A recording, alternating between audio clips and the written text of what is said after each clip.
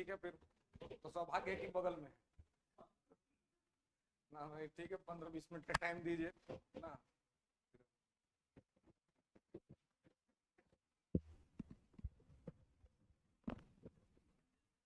है। हाँ हाँ हाँ। है? मन नहीं था। मन से दुनिया नहीं चलती है ना। ठीक है, दुनिया काम से चलता है ना। चलिए,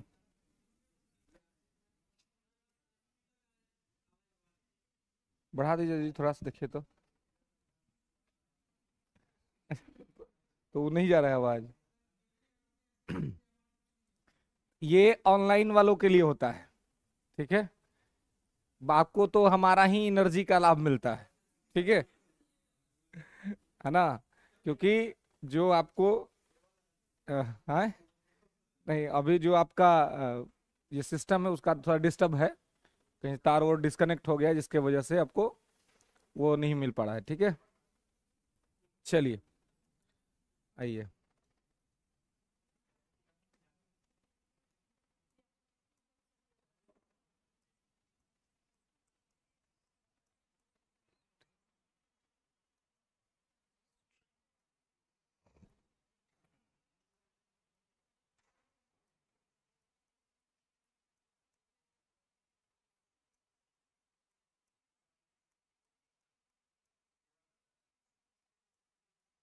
चलिए, तो व्यक्तिगत सत्याग्रह, इंडिविजुअल सत्याग्रह जो है सो हम लोग देख रहे थे 1940।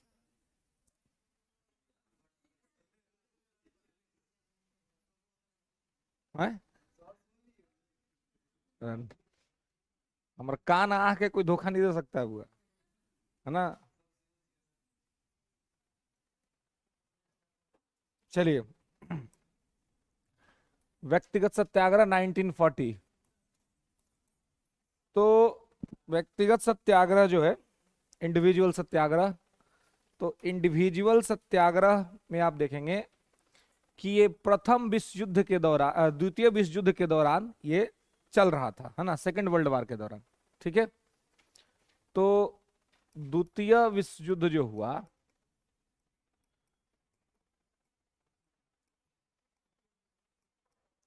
जिसका टाइमिंग है 1939 से 1945, सेकेंड वर्ल्ड वार।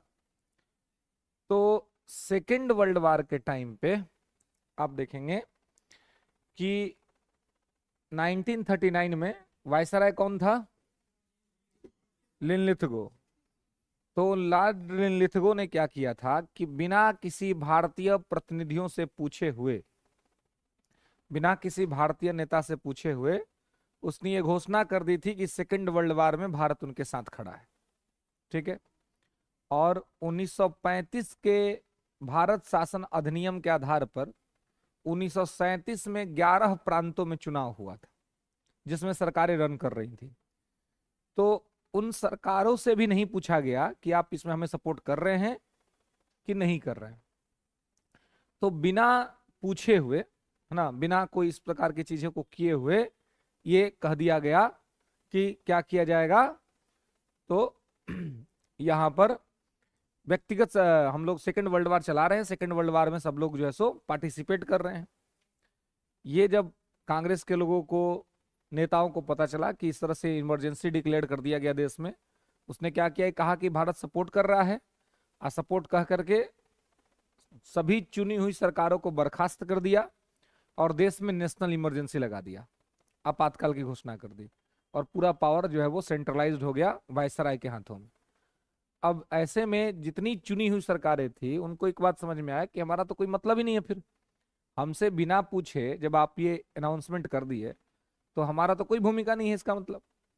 तो फिर क्या हुआ कि इन्होंने क्या किया कि भाई हम लोग जो है सो इस्तीफा दे देते हैं। फिर ये सभी लोग जो है इन्होंने इस्तीफा दे दिया। मैं कहता है कि 22 नवंबर 1939 को सामूहिक रूप से कांग्रेस मंत्रिमंडल के जितने लोग थे उन्होंने क्या कर दिया, इस्तीफा दे दिया, रिजाइन कर दिया। अब रिजाइन कर दिया तो रिजाइन कर देने के बाद कांग्रेस ने निश्चित किया कि हमें कोई एक मूवमेंट चलाना चाहिए। तो गांधी ने सोचा कि अब एक फिर समय आ गया है आंदोलन चलाने का, और उन्होंने कहा कि इस बार हम लोग चलाएंगे व्यक्तिगत सत्याग्रह, इंडिविजुअल सत्याग्रह। तो इसके नेता महात्मा गांधी ही थे, नेता महात्मा गांधी। और इसका प्रस्ताव पास हुआ 1940 के कांग्रेस के रामगढ़ अधिवेशन में। कांग्रेस के रामगढ़ अधिवेशन, कांग्रेस के रामगढ़ अधिवेशन में, ठीक है। तो कांग्रेस के रामगढ़ अधिवेशन में इसको ये किया गया, है ना, मतलब पास कर दिया गया। और अध्यक्ष थे मौलाना अबुल कलाम आजाद, ठीक है। तो यहां पर 1940 में अध्यक्ष का पद संभाल रहे थे मौलाना अबुल कलाम आजाद, ठीक है, जो कि आजादी से पहले सबसे लंबे समय तक कांग्रेस के अध्यक्ष पद को धारण करने वाले व्यक्ति थे। 1940 टू 1945, ठीक है। And he was the also youngest chairman of Indian national Congress, है ना। ये कांग्रेस के सबसे युवा अध्यक्ष भी थे, है ना। लेकिन ये जब युवा अध्यक्ष थे तो 1940 में बने थे, तब नहीं, इससे पहले ही 1923 के दिल्ली के विशेष अधिवेशन में हसन इमाम की गैर मौजूदगी में इनको अध्यक्षता दे दिया गया। अध्यक्ष इनको निश्चित नहीं था, लेकिन हसन इमाम की अध्यक्षता होनी थी, उनको जेल हो गया था। तो अब हुआ कि किसे बनाया जाए, तो ऐसी स्थिति में अध्यक्ष का पद मौलाना अबुल कलाम आजाद को दे दिया गया, ठीक है। और इन्होंने क्या, उस समय इनका एज था 35 वर्ष, 35 ईयर्स, ठीक है। तो यहां पर इनको बना दिया गया, ठीक है। 40 में बने तो यंगेस्ट नहीं थे, 40 से लेकर के 45 तक लंबे समय तक धारण किए इस पद को, ठीक है। तो इनके समय में यह प्रपोजल पास हुआ। अब व्यक्तिगत सत्याग्रह आंदोलन चलाने के पीछे का मोटिव क्या था, उद्देश्य क्या था? तो इसको चलाने के पीछे का उद्देश्य जो था, जो मोटिव था, वो मोटिव ये था कि हम जो है वो इस वॉर में अंग्रेजों का समर्थन नहीं कर रहे हैं। मतलब सत्याग्रहियों को गांव गांव जाना था, घर घर जाना था, और जाकर के ये बताना था कि इस मूवमेंट में हम अंग्रेजों का समर्थन नहीं कर रहे हैं, मतलब इस आंदोलन में, युद्ध में हम अंग्रेजों के साथ नहीं हैं। तो बेसिकली इसका उद्देश्य था अंग्रेजों का खिलाफ करना, और ये लोगों को बताना कि हम सेकेंड वर्ल्ड वॉर में अंग्रेजों को सपोर्ट नहीं कर रहे हैं ना, अंग्रेजों का खिलाफत और द्वितीय विश्व युद्ध में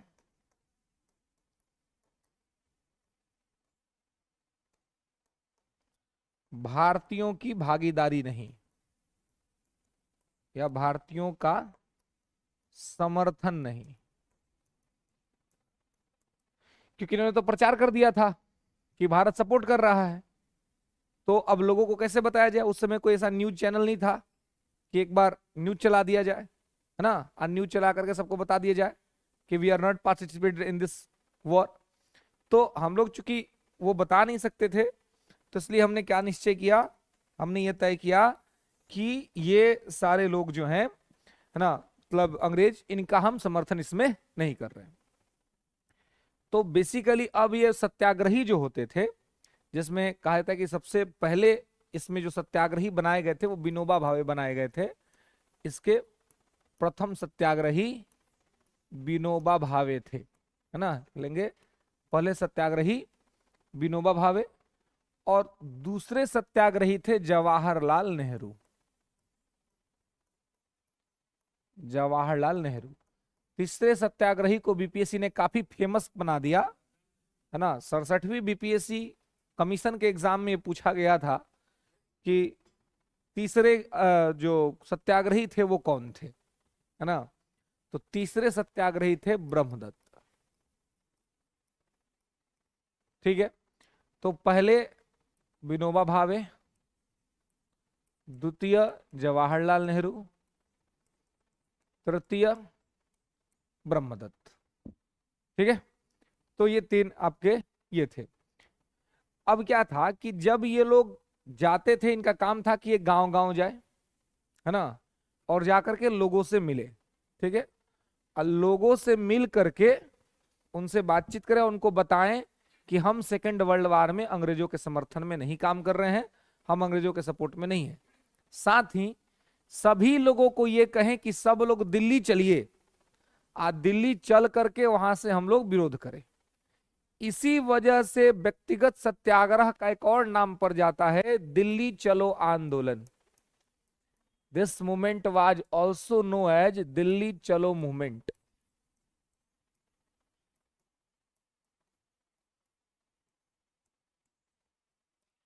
इसको दिल्ली चलो आंदोलन भी कहा जाता है।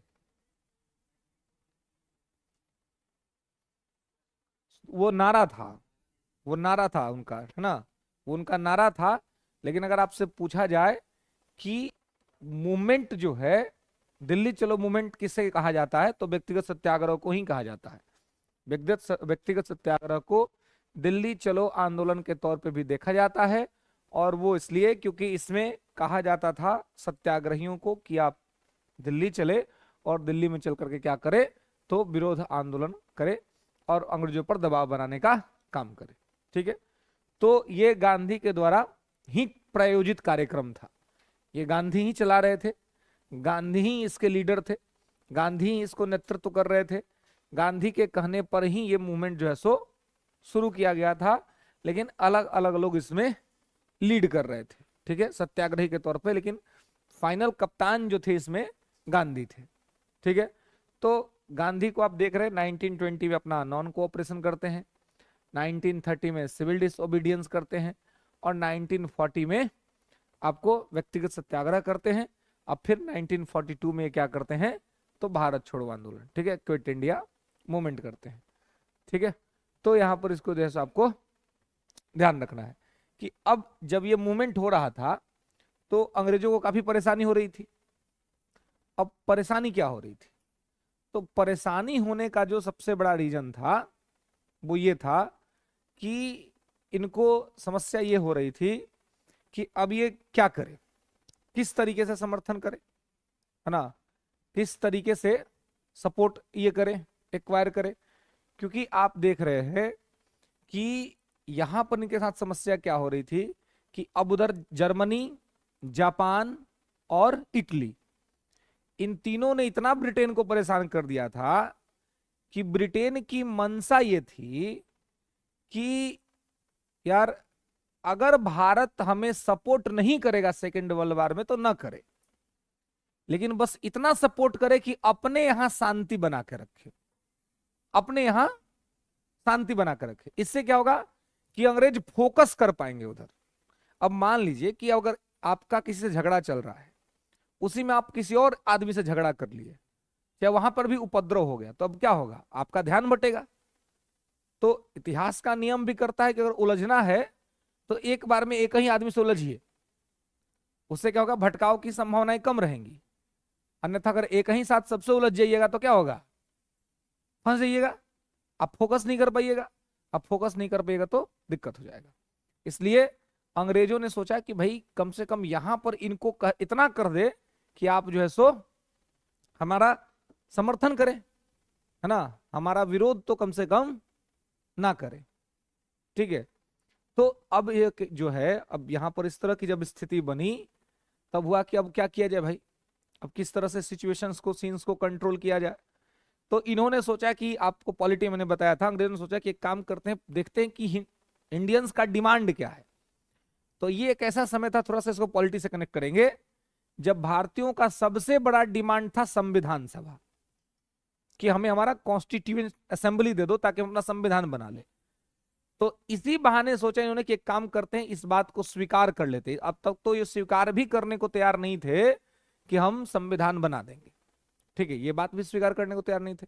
लेकिन यहां पर उन्होंने क्या किया, इस बात को स्वीकार कर लिया कि हम जो है सो ये काम यहां पर करेंगे, संविधान बना देंगे, जिसको कहा जाता है कि अगस्त प्रस्ताव जो 1940 में अंग्रेजों ने भेजा था। ये पहला ऐसा टाइम था जब अंग्रेजों ने ऑफिशियली ये स्वीकार किया कि भारत के लिए संविधान सभा हम बनाएंगे। ये स्वीकार तो किया, लेकिन ये नहीं बताया कि कब बनाएंगे। एक्सेप्ट किया, लेकिन कब बनाएंगे इस संबंध में किसी प्रकार की कोई सूचना नहीं दी गई। अब ऐसे में तमाम तरह की दिक्कत हुई कि जब इन्होंने इस तरह का सूचना नहीं दिया, इस तरह की कोई बातें नहीं करी, तो अब क्या किया जाए।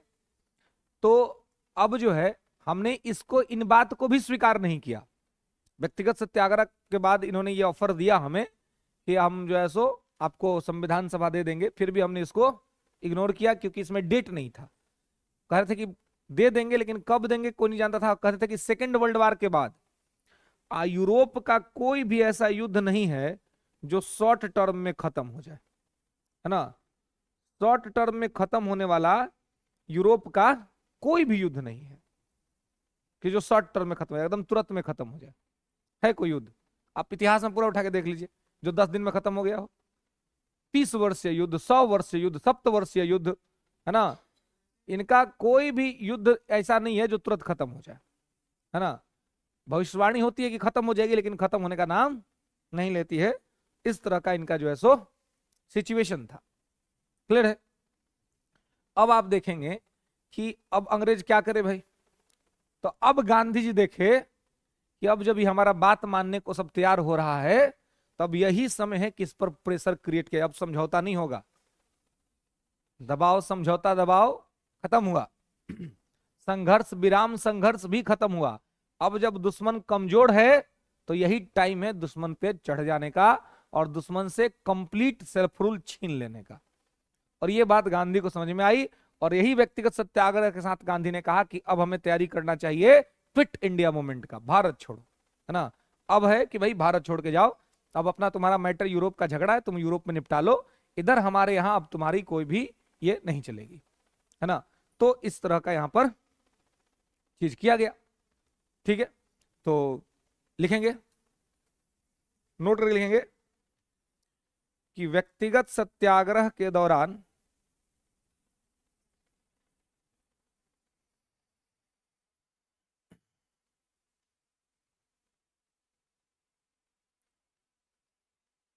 व्यक्तिगत सत्याग्रह के दौरान अंग्रेजों ने व्यक्तिगत सत्याग्रह के दौरान अंग्रेजों ने व्यक्तिगत सत्याग्रह के दौरान अंग्रेजों ने भारतीयों को मनाने के लिए अगस्त प्रस्ताव का ऑफर दिया था। अगस्त प्रस्ताव का ऑफर दिया था, लेकिन अगस्त प्रस्ताव का ऑफर दिया था, लेकिन कांग्रेस और गांधी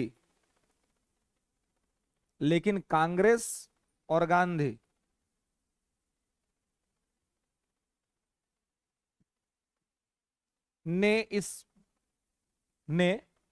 इस बात को स्वीकार नहीं किया,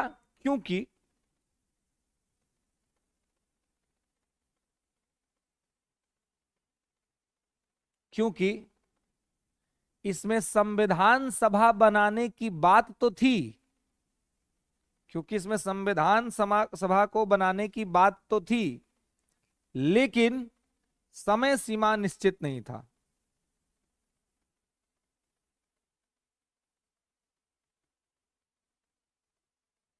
लेकिन समय सीमा निश्चित नहीं था।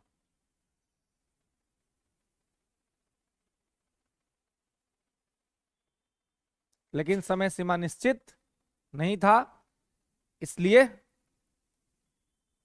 गांधी ने इसका विरोध किया।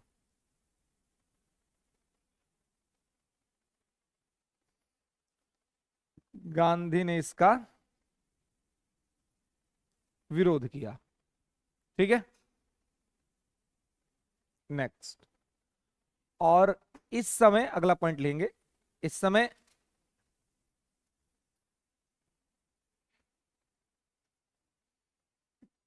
इस समय अंग्रेज द्वितीय विश्व युद्ध में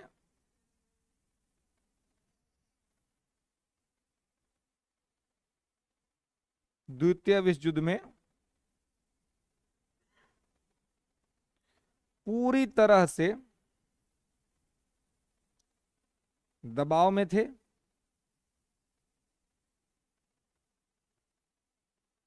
पूरी तरह से दबाव में थे। इसी स्थिति का लाभ उठाने का प्रयास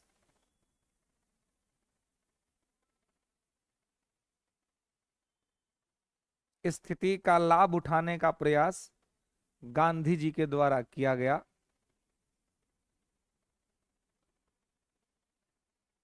गांधी जी के द्वारा किया गया।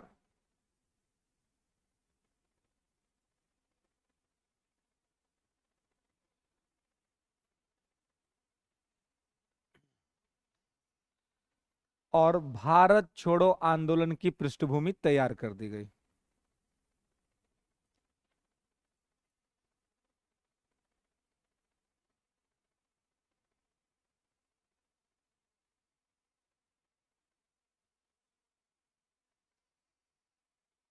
और भारत छोड़ो आंदोलन की पृष्ठभूमि तैयार कर दी गई।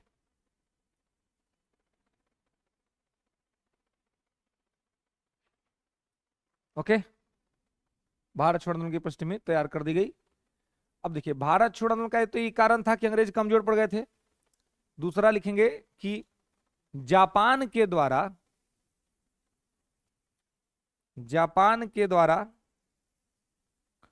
अंडमान निकोबार के क्षेत्रों में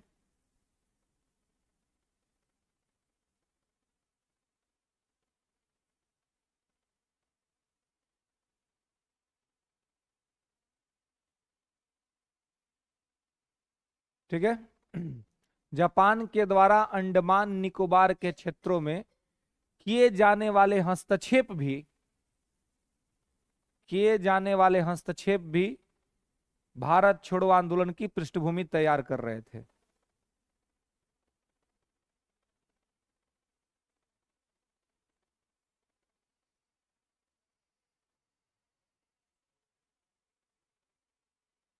ठीक है, हस्तक्षेप भी भारत छोड़ो आंदोलन की पृष्ठभूमि तैयार कर रहे थे।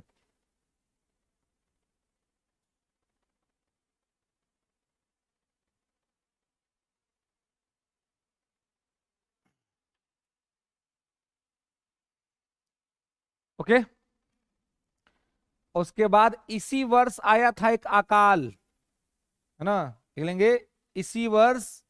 तीसरा एक महत्वपूर्ण कारण, इसी वर्ष भारत में, इसी वर्ष 1942, हाँ, इसी वर्ष भारत में आने वाला भीषण अकाल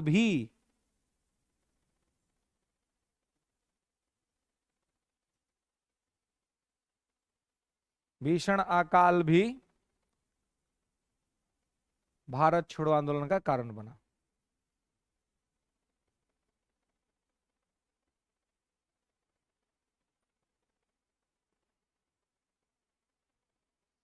भारत छोड़ो आंदोलन का कारण बना। ठीक है,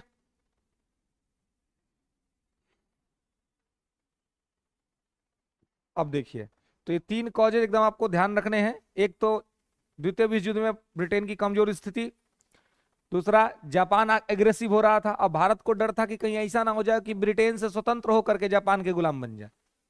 ये भी हमें डर सता रहा था, क्योंकि अब मान लीजिए कि कोई आपका मालिक है और मालिक हार को किसी और ने हरा दिया, तब आपका मालिक कौन बन जाएगा? नया आएगा वो मालिक बन जाएगा आपका, क्योंकि जब वो मालिक को हरा दिया तो गुलाम को कौन पूछता है ना। तो ये हमारे साथ बहुत बड़ी समस्या थी। हमें डर था इसी बात का कि कहीं ऐसा ना हो कि एक तरफ हम ये कर ले, अंग्रेजों से के अधीन रह करके यहाँ पे वेट एंड वॉच करे, वेट एंड वॉच का रिजल्ट ये हो कि ब्रिटेन इनको हरा दे, अब जापान इनको हरा दे, और हराने के बाद जापान हमें भी कंट्रोल कर ले। और जापान की शक्ति उस समय, मतलब जब तक परमाणु बम नहीं गिरा था जापान पर, जापान ऐसा पावर था कि फर्स्ट वर्ल्ड वार से पहले ही रूस को हरा दिया था। मतलब इतना पावरफुल था।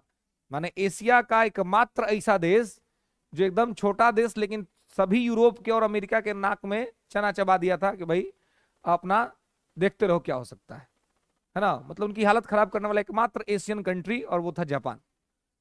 षड्यंत्र किया सब, अमेरिका को बहाना मिल गया। अमेरिका को तो इसी बात का डर था कि हमसे कोई ज्यादा आगे ना निकल जाए, तो चांस था निकलने का एशिया में जापान का। बम गिरा दिया, परमाणु बम। छोटा सा गलती हुआ था, कोई बहुत बड़ा गलती तो नहीं हुआ था, बहुत सारे बम गिरे थे सेकेंड वर्ल्ड वॉर में।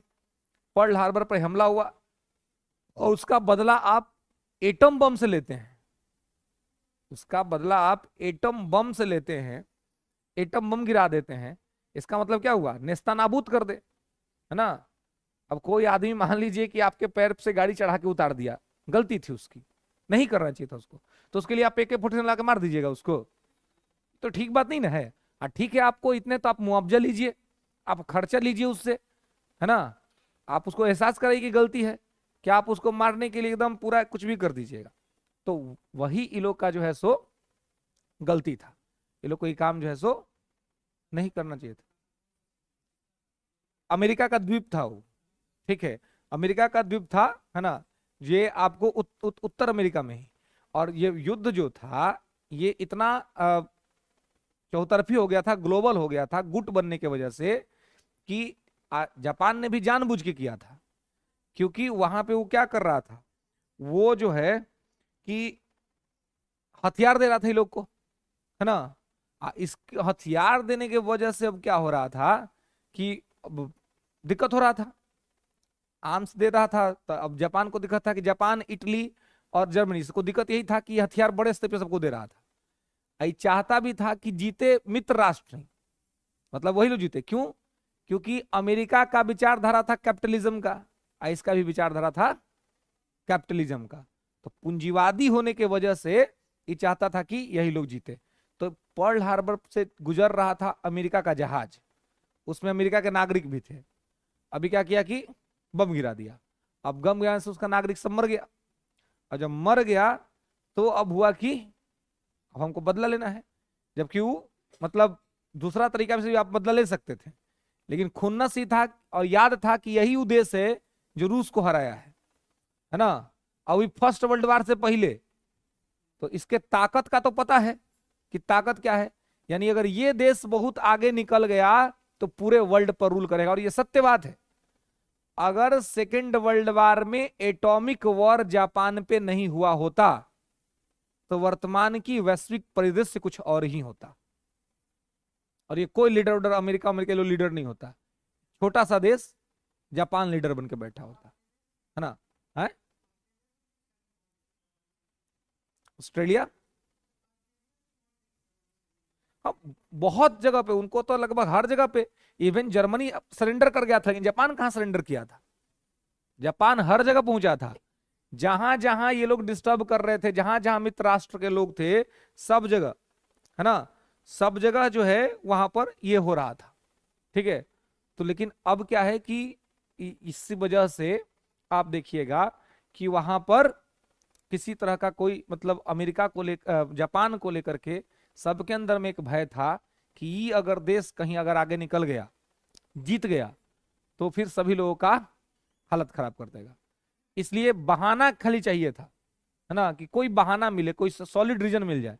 अमेरिका को रीजन मिल गया, अमेरिका तो मुख्य भागीदार भी नहीं था इस युद्ध में, फिर भी आकर के बम गिरा के चल गया, क्योंकि उसको पता था कि आगे लीडर हमको बनना है। तो हमको लीडर बनने में बाधा कौन उत्पन्न करेगा एशिया में? जापान। तो जापान को मार दो, जापान को खत्म कर दो। यूरोप में तो किसी का हिम्मत नहीं हमसे लड़ने का, क्योंकि सब आपस में लड़के कमजोर भइल है। तो यूरोप में कोई उसको चैलेंज कर ही नहीं सकता था। एशिया में एकमात्र चैलेंज था, वो था जापान। तो जापान पर एटम बम गिरा करके उसका मैटर खत्म कर दिया। तो भारत को भी इस बात का डर था, हमें भी इस बात का डर था कि कहीं ऐसा ना हो कि जापान उधर से बढ़ करके इधर आ जाए और फिर हमें जो है सो गुलाम बना ले। इस बात का डर या दिक्कत हमें भी था, है ना। तो इसलिए यहां पे इसको आपको ध्यान रखना है, ठीक है। अब आगे लिखेंगे।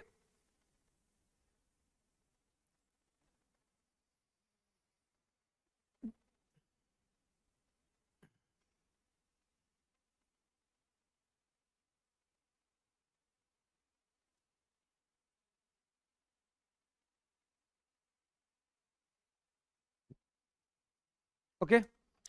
तो लिखेंगे कि महात्मा गांधी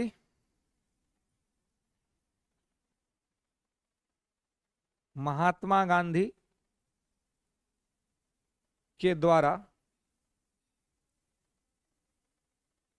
महात्मा गांधी के द्वारा भारत छोड़ो आंदोलन चलाने के लिए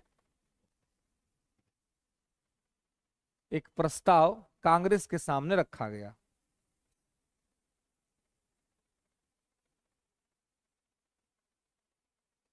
कांग्रेस के सामने रखा गया। लेकिन अच्छा, अगर मान लीजिए आपसे एक सवाल पूछा जाए कि Gandhi ji second world war में किसको जिताना चाहते थे? मित्र राष्ट्र या धुरी राष्ट्र? मित्र राष्ट्र को। मित्र राष्ट्र का नेता वही ब्रिटेन था, है ना। धुरी राष्ट्र में जर्मनी था। तो इस हिसाब से गांधी जी किसको जिताना चाह रहे थे? मित्र राष्ट्र जिताना चाह रहे थे। हैं? मित्र राष्ट्र ही गुलाम बनाकर रखा था और मित्र राष्ट्र को जिताना चाह रहे थे। हैं? हाँ, तो हिटलर धुरी राष्ट्र में था ना।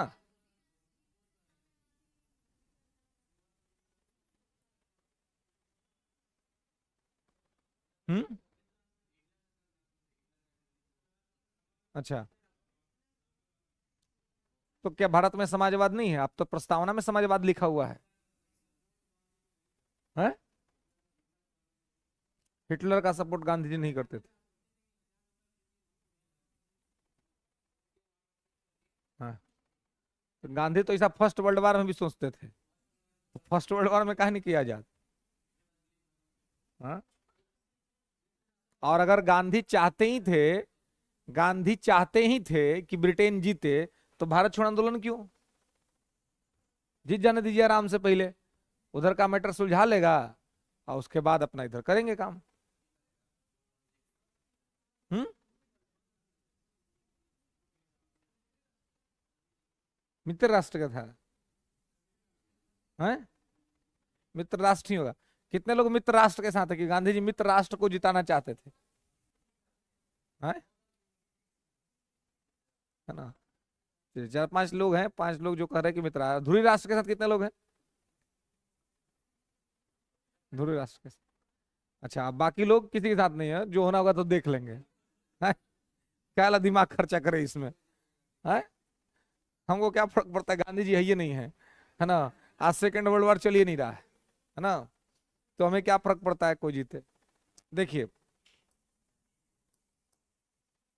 मित्र राष्ट्र और धुरी राष्ट्र के बीच ये मैटर हुआ था। तो इसमें गांधी चाहते थे कि मित्र राष्ट्र जीते। गांधी धुरी राष्ट्र को जिताने के पक्ष में नहीं थे।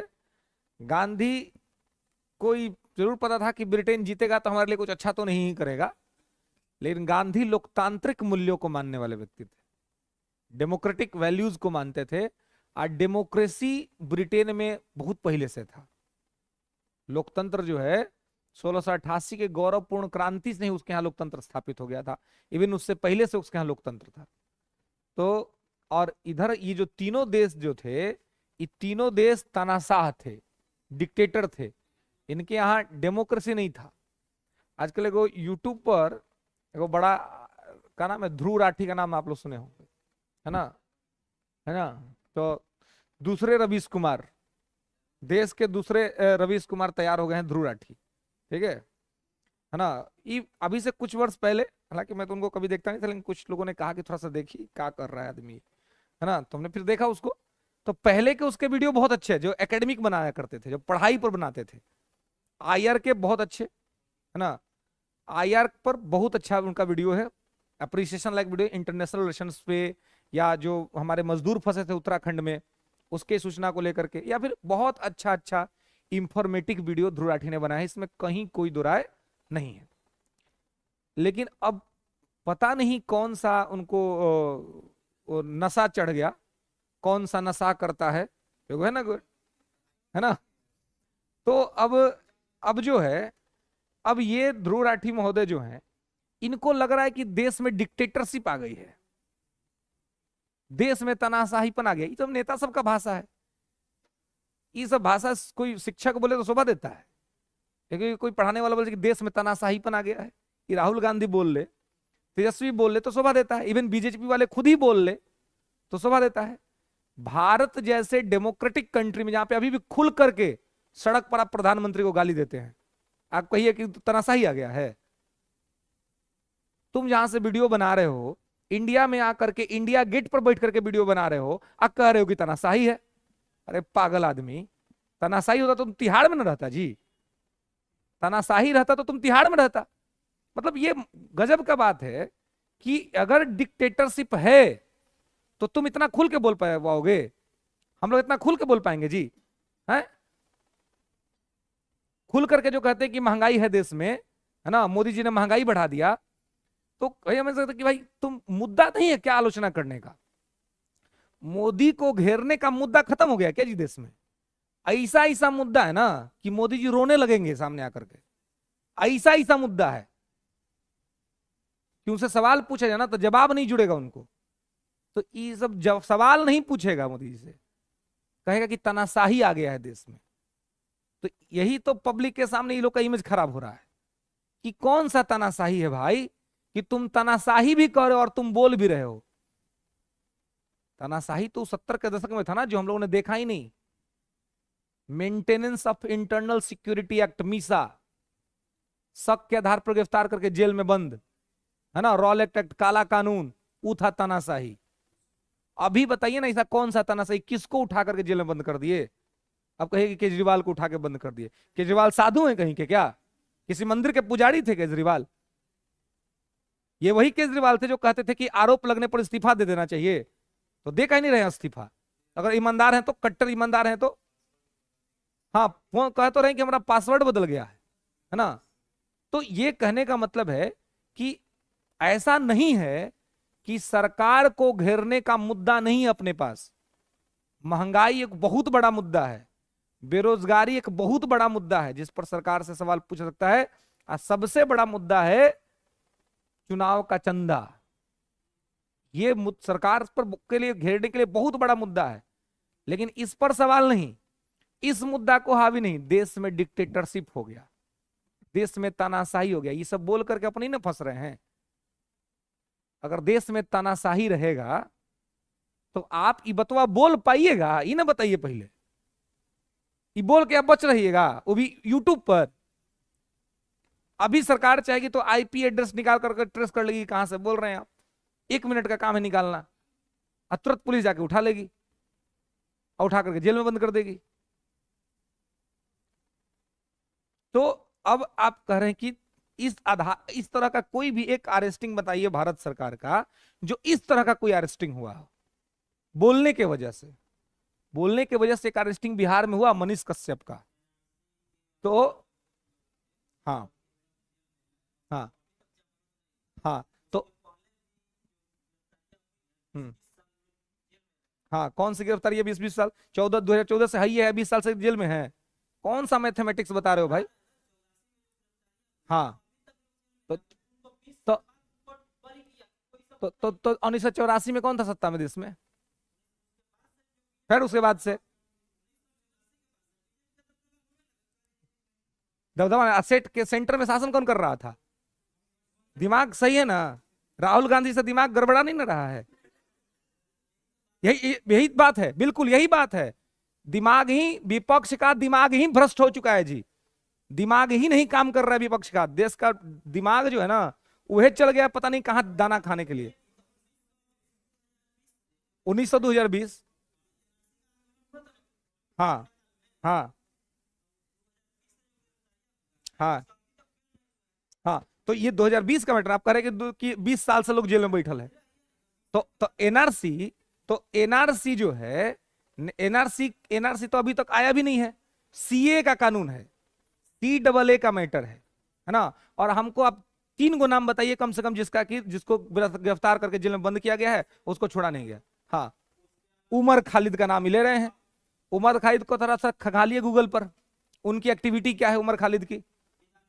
विद्यार्थी हैं, विद्यार्थी हैं, आप विद्यार्थी हैं जेएनयू के, आप और जेएनयू के विद्यार्थी हैं और आप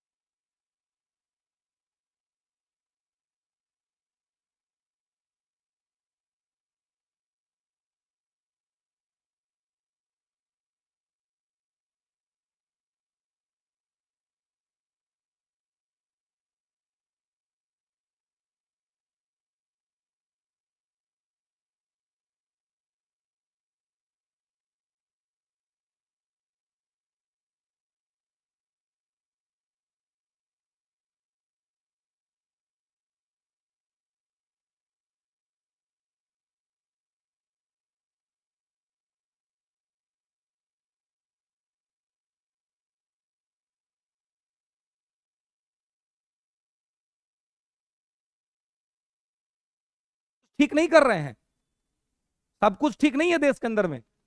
उनको जवाब देना चाहिए बेरोजगारी पर, उनको जवाब देना चाहिए महंगाई पर, लेकिन आप उनसे बिना मतलब का कह रहे हैं कि डिक्टेटरशिप बढ़ गया है। कौन सी तनाशाही बढ़ गई है भाई? कोई तनाशाही उनाशाही नहीं बढ़ी है देश के अंदर में। देश में हम लोग, हमारे पास, हम लोग खुद अभी सड़क पर जा करके अभी लाइन पर हम कह रहे हैं कि मोदी जी सब कुछ अच्छा नहीं कर रहे देश में, कह रहे हैं ना, ये कहां कहां नहीं जाएगा, रिकॉर्ड हो रहा है। क्यों कह पा रहे हैं? क्यों कह पा रहे हैं? इसलिए कह पा रहे हैं कि डेमोक्रेसी है। ये बकवास की बातें मत किया कीजिए, ठीक है ना, और तर्क के आधार पर जो है नहीं कर रहे, बिल्कुल नहीं, बिल्कुल नहीं। अरे पगला, तो वह बात ना कर रहे हैं, सुनो, तो वही ना करे कि महंगाई बेरोजगारी, एलपी कौची का मुद्दा है? बेरोजगारी का मुद्दा है ना, तो वही तो हम कह रहे हैं। नहीं, वो नहीं कर रहे ना आप, अभी तो आप चल गए थे उमर खालिद पे, पागल आदमी, बेवकूफ।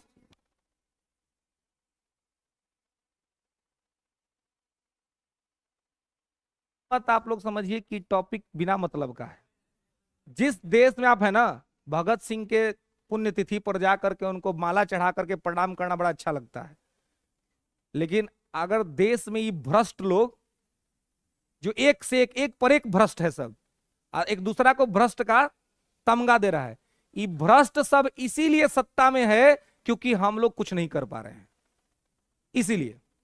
नहीं तो जिसको बोलने नहीं आता है ठीक से, जिसको इकोनॉमी का कोई डाटा नहीं, वो कह रहा है कि हम बिहार के मुख्यमंत्री बनेंगे, है? तो ये सब क्यों बन रहा है? क्योंकि पढ़े लिखे लोग खाली कह रहे हैं कि हमारा काम इतना है कि हम पढ़ लिख ले, है ना। बिल्कुल, गृह मंत्री देश के, क्या है इनका एकेडमिक क्वालिफिकेशन? भाई कोई एकेडमिक क्वालिफिकेशन नहीं है। हाँ, देश का जो रेलवे मिनिस्टर है उसका देखिए एकेडमिक क्वालिफिकेशन, है ना। विदेश मंत्री देश के एस जयशंकर साहब, है ना, बेहतरीन क्वालिटी वाला आदमी है, बिल्कुल। Transportation minister, even prime minister हमारे, एजुकेशन की बात करें तो प्राइम मिनिस्टर भी कटघरे में आ जाते हैं, है ना। लेकिन ये लोग सत्ता में क्यों आते हैं?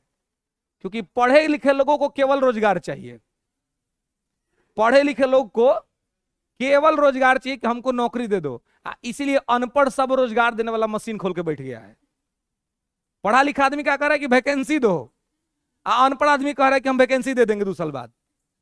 ये देश की स्थिति है, क्योंकि पढ़ा लिखा आदमी इसमें पढ़ना ही नहीं चाहता है। पढ़ा लिखा आदमी सोचता है कि नहीं, हमको बस वो सरकारी नौकरी लग जाए, शादी हो जाए, एक आध 2 बच्चा हो जाए, और घर में चाय पिए बैठ के आराम से टीवी पर सरकार को खाली कोसे कि सरकार क्या कर रही है। तो ऐसे में जब पढ़ा लिखा आदमी केवल घर में बैठ के चाय पी के सरकार को कोसेगा, तो इस तरह का सरकार आपको झेलना ही पड़ेगा। इस तरह की चीजें आपको झेलनी ही पड़ेंगी। और इस तरह से लोग कुतर्क और तर्कों का सहारा लेकर के ये सब चीज करेंगे। कहने का बस मतलब इतना है कि अगर कोई किसी तरह का कोई विवाद कर रहा है देश में, तो या कोई भी डिस्प्यूट खड़ा हो रहा है, तो उस डिस्प्यूट के पीछे लॉजिक कितना है। महंगाई एक ऐसा मुद्दा है जिस पर सरकार कंप्लीटली फेल है, बेरोजगारी पर कंप्लीट फेल है, तो आप इसी को सबसे बड़ा मुद्दा क्यों नहीं बना पा रहे हैं? क्या ये विपक्ष की असफलता नहीं है? देश की जनता के सामने आप यही मुद्दा बार बार क्यों नहीं उठा रहे हैं? ये यार, अच्छा ये बताइए, अच्छा, हाँ,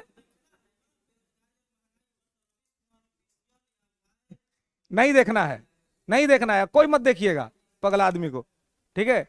देखिए, यही तो मैं कह रहा हूं कि देश में 2 गो चैनल है, एगो जी टीवी वाला, एगो रवीश कुमार, हाँ, रिपब्लिक भारत, तो इसको तो चिल्लाने से फुर्सत नहीं है। हाँ, ये देखिए, ये जी टीवी वाला को देखिएगा ना तो लगेगा कि देश एकदम सबसे अच्छा देश अभी चल रहा है, देश में कोई समस्या ही नहीं है। ये जी टीवी वाला, ये माने दलालों की श्रेणी में नंबर 1 पर आते हैं जी टीवी वाले, ठीक है, जिनको देखने के बाद लगता है कि देश में खूब बढ़िया माहौल है। कुछ, हाँ, कुछ भी बढ़िया नहीं, मतलब बीजेपी को तो बोलने का आवश्यकता नहीं है, उस सुधीर चौधरी खुद ही सब अब तो आ गए होंगे आज तक में, हालांकि उनके जगह पर जो है वो अपन संभाल लिया है स्थान, है ना, तो उनको ये नहीं है। दूसरी तरफ आप रवीश कुमार को देखिए, इनको देख लीजिए ना तो लगेगा कि देश में रोज आपातकाल लगा हुआ है, फंडामेंटल राइट संकट में है, मूल अधिकार खत्म हो गया है, right to speech and expression खत्म है देश में।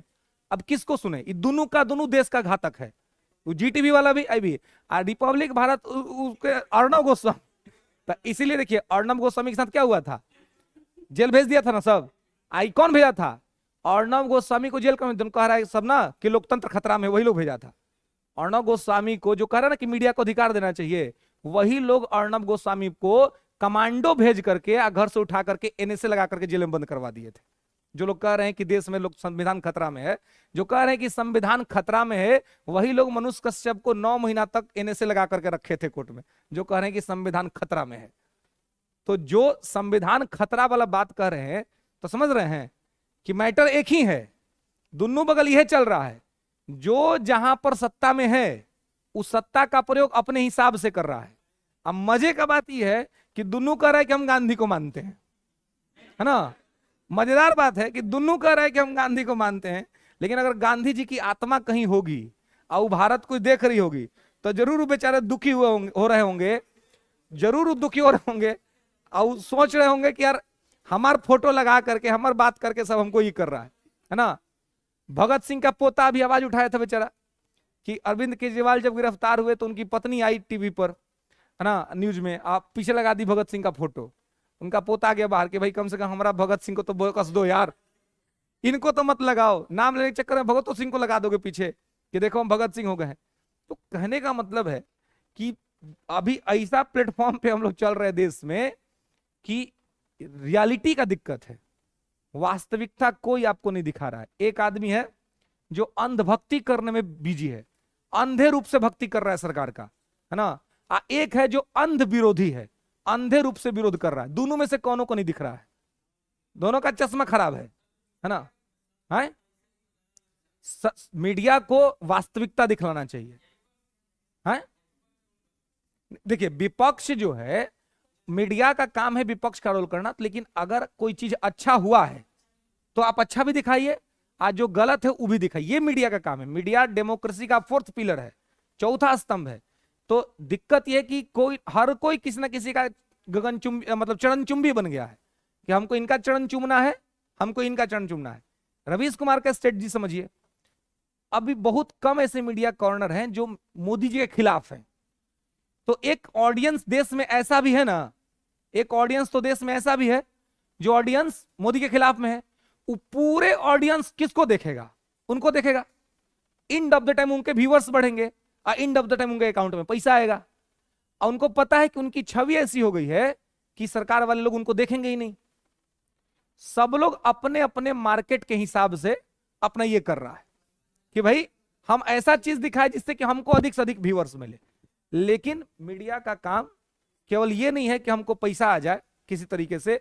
मीडिया का काम ये है कि हम दुनिया, जैसे आपसे कोई सवाल पूछा जाता है कि आप अंतर बताइए, तो अंतर बताने के लिए आप क्या करते हैं, दो कॉलम बना देते हैं, अंतर आप बता देते हैं। मीडिया का यही चाहिए कि सरकार की नीतियों का दो कॉलम बना दे, उसमें दिखा दे कि देखिए ये नीतियों से सरकार कितना फेल कर गई और उसके वजह से देश को कितनी समस्याएं हो रही है।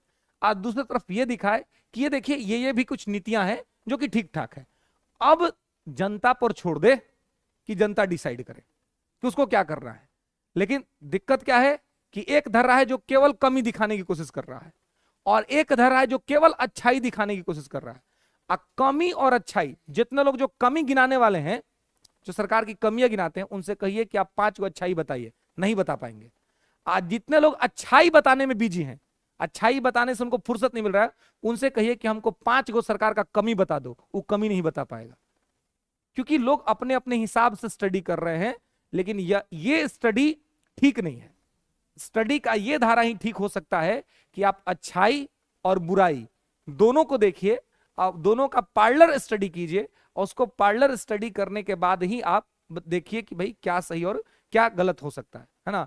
ये नहीं कि खाली किसी का अच्छाई ही बताए जा रहे हैं या केवल किसी का बुराई बताए जा रहे हैं। आप देखिए कि मैंने ये क्वेश्चन यहाँ पे आपसे क्यों पूछा कि इस बैटल में गांधी ने मित्र राष्ट्र का ही समर्थन क्यों किया, जबकि अगर सीधे तौर पे गांधी देखते तो गांधी को ध्रुव राष्ट्र के साथ आ जाना चाहिए था और ध्रुव राष्ट्र का समर्थन करना चाहिए था। लेकिन गांधी ये स्वीकार करते थे कि मित्र राष्ट्र में बहुत कमियां हैं, ये डेमोक्रेटिक होते हुए भी हमारे ऊपर गुलामी का तो कर ही रहे ना, हमें तो गुलाम बना के रखे हुए हैं। लेकिन फिर भी गांधी ने समर्थन इन्हीं का किया। इसका रीजन ये था कि गांधी समझ रहे थे कि इनके यहां डेमोक्रेसी है, तो अगर इनका कहीं शासन रहेगा भी ना, तो थोड़ी बहुत तो डेमोक्रेसी रहेगी रहेगी। लेकिन गलती से भी अगर ये लोग आ गए तो डेमोक्रेसी का नामो निशान मिट जाएगा। डेमोक्रेसी कहीं एग्जिस्ट भी करता है ये खत्म हो जाएगा, क्योंकि ये सब के सब डिक्टेटर ही हैं। इनके यहां कोई बताने वाला नहीं है कि लोकतंत्र क्या होता है। तो ये हमारे दुश्मन भले हैं, इनमें लाख कमियां हैं, लेकिन इसकी एक बेहतर अच्छाई है कि ये डेमोक्रेटिक है। इसलिए गांधी वहां पे कहते थे कि मैं जरूर कह रहा हूं कि क्विट इंडिया मूवमेंट, अंग्रेजों भारत छोड़ो, लेकिन मैं इसके साथ साथ ये भी चाहता हूं कि सेकेंड वर्ल्ड वॉर में अंग्रेजों की ही जीत हो, क्योंकि यदि अंग्रेज जीतेंगे तो पूरे विश्व में कम से कम डेमोक्रेसी जीतेगी। क्योंकि आप इंग्लैंड को देख लीजिए, आप फ्रांस को देख लीजिए, अमेरिका को देख लीजिए, ये सब डेमोक्रेटिक वैल्यूज के देश थे। तो यह था कि कम से कम वर्ल्ड में डेमोक्रेसी जीतेगा, जनता का मान रखा जाएगा। लेकिन अगर ये गलती से जीत गए तो वर्ल्ड में डिक्टेटरशिप जीत जाएगा, तानाशाही जीत जाएगा। यानी एक बार फिर से हम राजतंत्र वाले कंसेप्ट में चले जाएंगे कि राजा की क्या इच्छा है, तानाशाह हमसे क्या चाहता है, इस स्थिति में चले जाएंगे। तो ऐसी स्थिति से बचने के लिए जरूरी है कि हम मित्र राष्ट्र का समर्थन करें। तो गांधी भले ही आंदोलन कर रहे थे क्विट इंडिया मूवमेंट, अंग्रेजों भारत छोड़ो, लेकिन गांधी हृदय से चाहते थे कि सेकेंड वर्ल्ड वॉर अंग्रेज ही जीते, है ना, इसको जो है वे ध्रुव राष्ट्र के लोग ना जीते। तो अब अगर सीधे तौर पे गांधी देखते तो गांधी को तो इनका विरोध करना चाहिए था। लेकिन गांधी ने देखा कि कमियां और अच्छाइयों के बीच किस चीज को हमें चुनना है, तो कमियों के साथ भी गांधी ने ब्रिटेन को चुना कि भाई हमको इसको जिताना है, इस बैटल के अंदर में जीते यही, क्योंकि इसके साथ कुछ ना कुछ तो अच्छाइयां हैं, कुछ ना कुछ डेमोक्रेटिक वैल्यूज हैं। अगर ये लोग जीत जाएंगे तो यहाँ इनके यहाँ डेमोक्रेटिक वैल्यूज बिल्कुल भी नहीं है, डिक्टेटरशिप तानाशाही जीत जाएगी, और ऐसे में नागरिकों के अधिकार खत्म हो जाएंगे। तो दिक्कत यह है कि जनता को सोचने का, उस स्तर पर लेकर के जाने का व्यू कौन देगा? देश की मीडिया देगी। सब लोग गांधी तो नहीं है, गांधी तो बहुत एलिजिबल आदमी थे। उस वक्त तक वो आदमी जाकर के बड़ी स्टडी का पढ़ाई पढ़ के फॉरेन से आए थे और अंग्रेजों को अपने आइडियोलॉजी के बल पे ही झुकाया हुआ था आदमी। तो अभी हम लोग कुछ भी सोचते हैं तो सोचने का बेस क्या है? न्यूज। जो न्यूज देखते हैं उसी के बेस पर सोचते हैं। लेकिन दिक्कत यह है कि न्यूज दिखाने वाले लोग ही भटक गए हैं। कोई आपको सही चीज दिखाने की कोशिश नहीं करता है। दो ग्रुप है और दोनों ग्रुप अपना अपना राग अलापता है, दोनों ग्रुप अपने अपने धारा में बढ़ रहा है। और ऐसी स्थिति में आम जनमानस जो है, जिसके पास जो लॉजिकल्स नहीं है, जिसके पास लॉजिक्स नहीं है, अब वो क्या करे, है ना। अब हम लोग ही जो इतना जो बात तो कर लेते हैं, जो बड़ा बड़ा बात की नहीं, दोनों देखिए, बराबर देखिए, क्यों कर पाते हैं? एक टाइम था 2014 2014 जब मोदी जी नया नया आए थे देश में, है ना, और उस समय तो हम लोग नया नया इंटर पास करके आए हैं, पढ़ा था कि भाई मोदी मोदी पूरा नारा लगता था। तब इतना ज्ञान नहीं था, तब इतना कोई ज्ञान व्यान नहीं था कि एक तरफा दो तरफा था। हम लोग लगता कि मोदी तो यार बहुत अच्छा है। लेकिन बाद में जब सिविल्स का प्रिपरेशन करने के बाद आया क्वेश्चन की आलोचनात्मक मूल्यांकन कीजिए, तो बोलेगा ये इसका क्या मतलब होता है भाई? तो इसका मतलब होता है कि किसी भी चीज को देखिए तो उसका पॉजिटिव भी देखिए और उसका निगेटिव भी देखिए, और तब देखने के बाद आप निष्कर्ष दीजिए। अब इसके आधार पर जब देखना शुरू किए तो 1950 से लेकर के अभी तक आप देखिएगा तो हर सरकारों ने बहुत सारे गलत काम किए हैं, बहुत सारी गलतियां हुई हैं हर सरकारों से, लेकिन हर सरकारों ने बहुत सारे अच्छे काम किए हैं।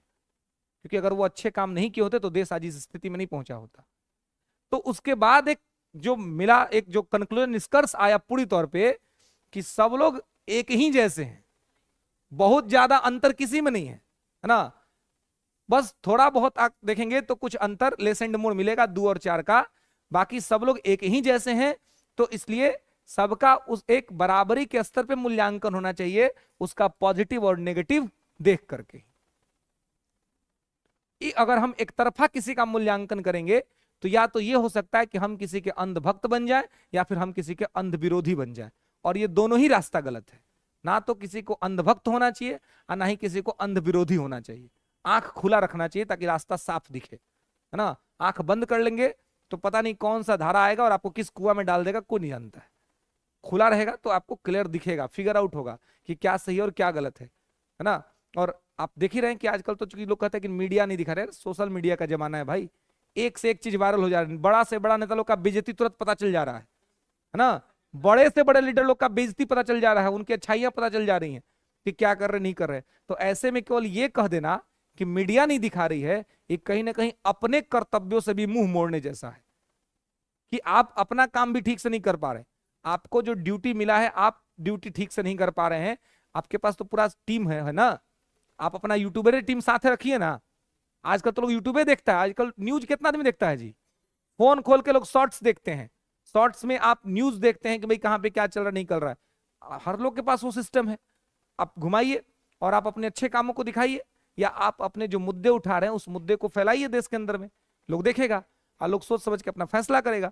लेकिन दिक्कत है कि उस तरीके से कोई बताने समझाने को तैयार नहीं है।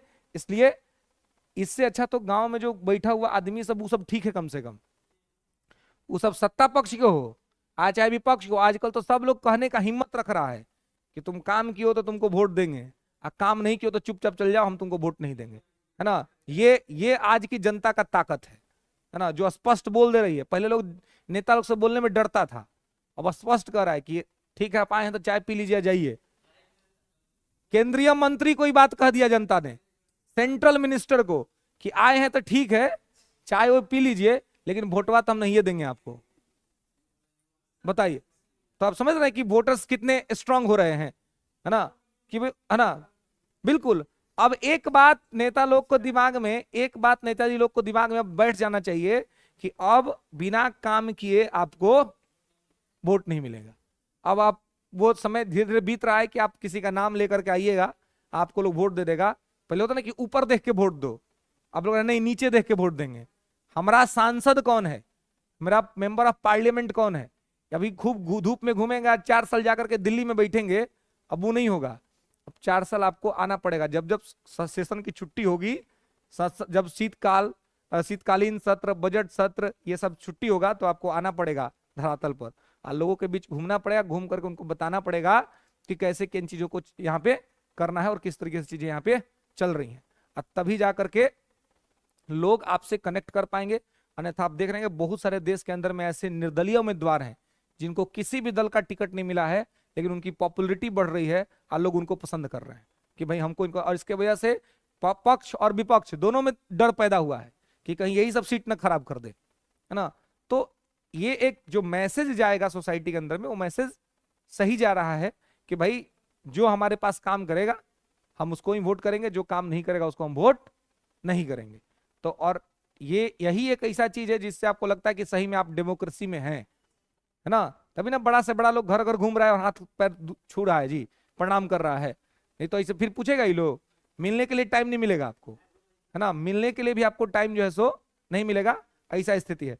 तो कहने का मतलब है कि अगर गांधी के देश में है, गांधी का के आइडियोलॉजी को पढ़ रहे हैं, गांधी को समझ रहे हैं, तो गांधी की चीजें भी देश में होनी चाहिए, लागू होना चाहिए, और उसके अप्रोच पर उसको सोचा जाना चाहिए। गांधी किसी के अंधभक्त नहीं थे।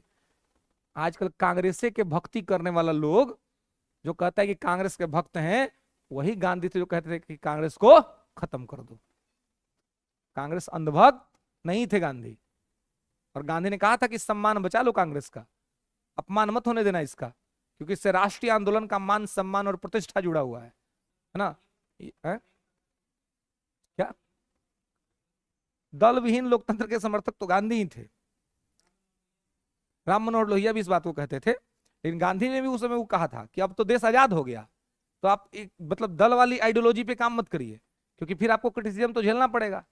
और जब देश स्वतंत्र हुआ तो उस समय गांधी नोआखली में थे, और वहां भी गांधी से पूछा गया कि सब लोग तो देश की आजादी का सेलिब्रेशन कर रहा है, केक काट रहा है, नेहरू जी भाषण दे रहे हैं, आप क्यों नहीं उसमें गए? गांधी जी नेहरू जी के साथ नहीं थे आजादी के दिन, है ना, गांधी थे नोआखली में बैठे हुए थे, आप लोग इधर थे। तो तब गांधी ने स्पष्ट तौर पे कहा कि अब डरने की आवश्यकता है। तो मीडिया ने पूछा कि डरने की आवश्यकता है, बोले कल तक जो भी देश में गलती होता था ना, उसके लिए हम लोग अंग्रेजों को दोषी मान लेते थे कि अंग्रेजों ने किया है। अब आज से गलती जो कुछ भी होगा तो देश की सरकार को मानना पड़ेगा, यानी हम खुद जिम्मेवार होंगे। तो ऐसे में अब हमारी जिम्मेवारियां बढ़ गई हैं, तो जिम्मेवारी समझने की आवश्यकता है, सेलिब्रेशन करने की आवश्यकता नहीं है। अपना जिम्मेवारी समझिए कि आप किस प्रकार से एक जिम्मेवार राष्ट्र की स्थापना करेंगे और किस प्रकार से आप रिस्पॉन्सिबिलिटी देने का काम करेंगे। ये गांधी की आइडियोलॉजी की, ठीक है, वो हमेशा एक प्रकार से एक जिम्मेवार राष्ट्र खड़ा करने का बात करते थे।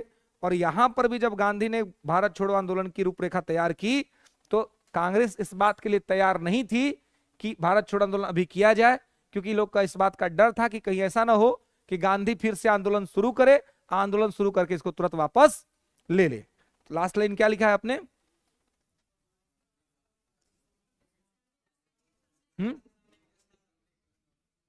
प्रस्ताव रखा, लेकिन कांग्रेस ने इस प्रस्ताव को अस्वीकार कर दिया।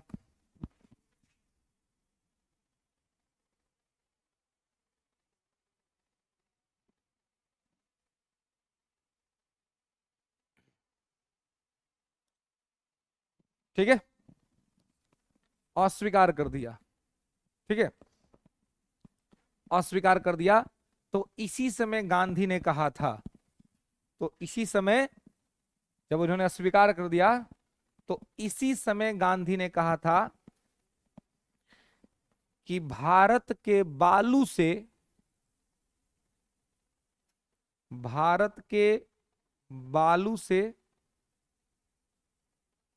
कांग्रेस से बड़ा आंदोलन,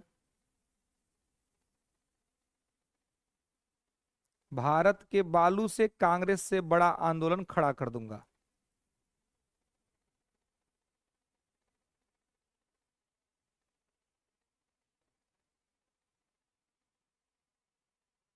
ठीक है,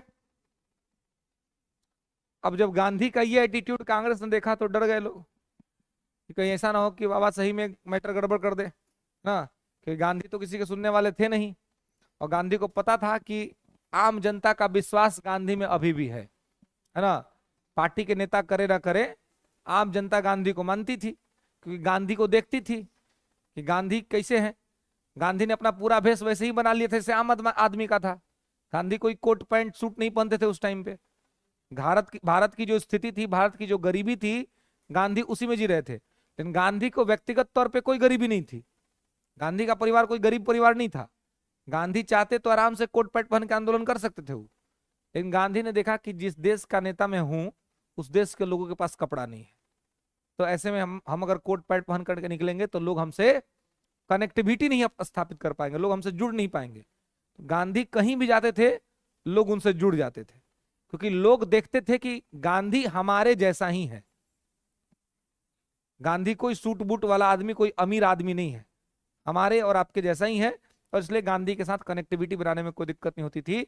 इसलिए कांग्रेस को भी पता था कि गांधी अगर चाह देंगे तो कर तो कुछ भी सकते हैं, इसलिए फिर इनके इस प्रस्ताव का समर्थन कर दिया गया और यही पे तय हुआ कि 8 अगस्त 1942 को आंदोलन प्रारंभ किया जाएगा।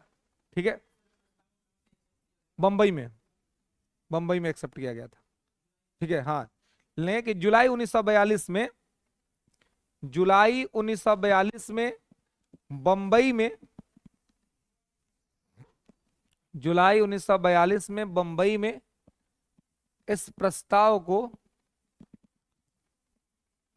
जुलाई 1942 में बंबई में इस प्रस्ताव को स्वीकार किया गया था। कोई सेशन नहीं था, कांग्रेस वर्किंग कमेटी की बैठक थी बस केवल, है ना, ग्वालियर टैंक। हाँ,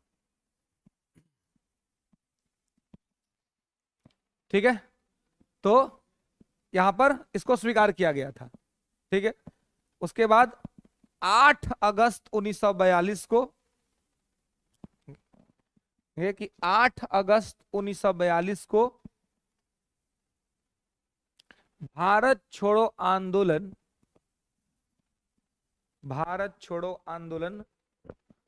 प्रारंभ करने का निर्णय लिया गया।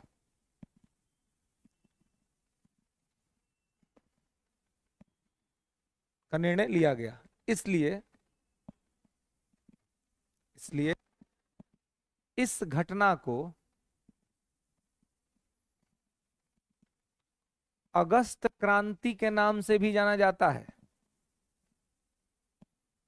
इसलिए इस घटना को अगस्त क्रांति के नाम से भी जाना जाता है।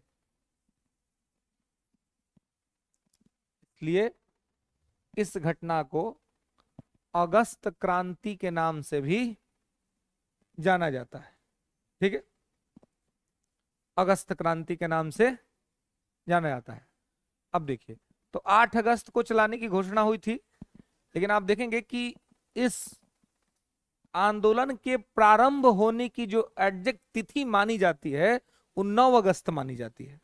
8 अगस्त को तय हुआ था कि 8 अगस्त 1942 को हम आंदोलन शुरू करेंगे, लेकिन 8 अगस्त को आंदोलन नहीं शुरू हुआ। रीजन इसका यह था कि गिरफ्तारियां होनी शुरू हो गई, है ना, गिरफ्तारियां होनी शुरू हो गई और 9 के पहले सुबह तक एक ऑपरेशन चलाया गया अंग्रेजों के द्वारा, 0 आवर ऑपरेशन।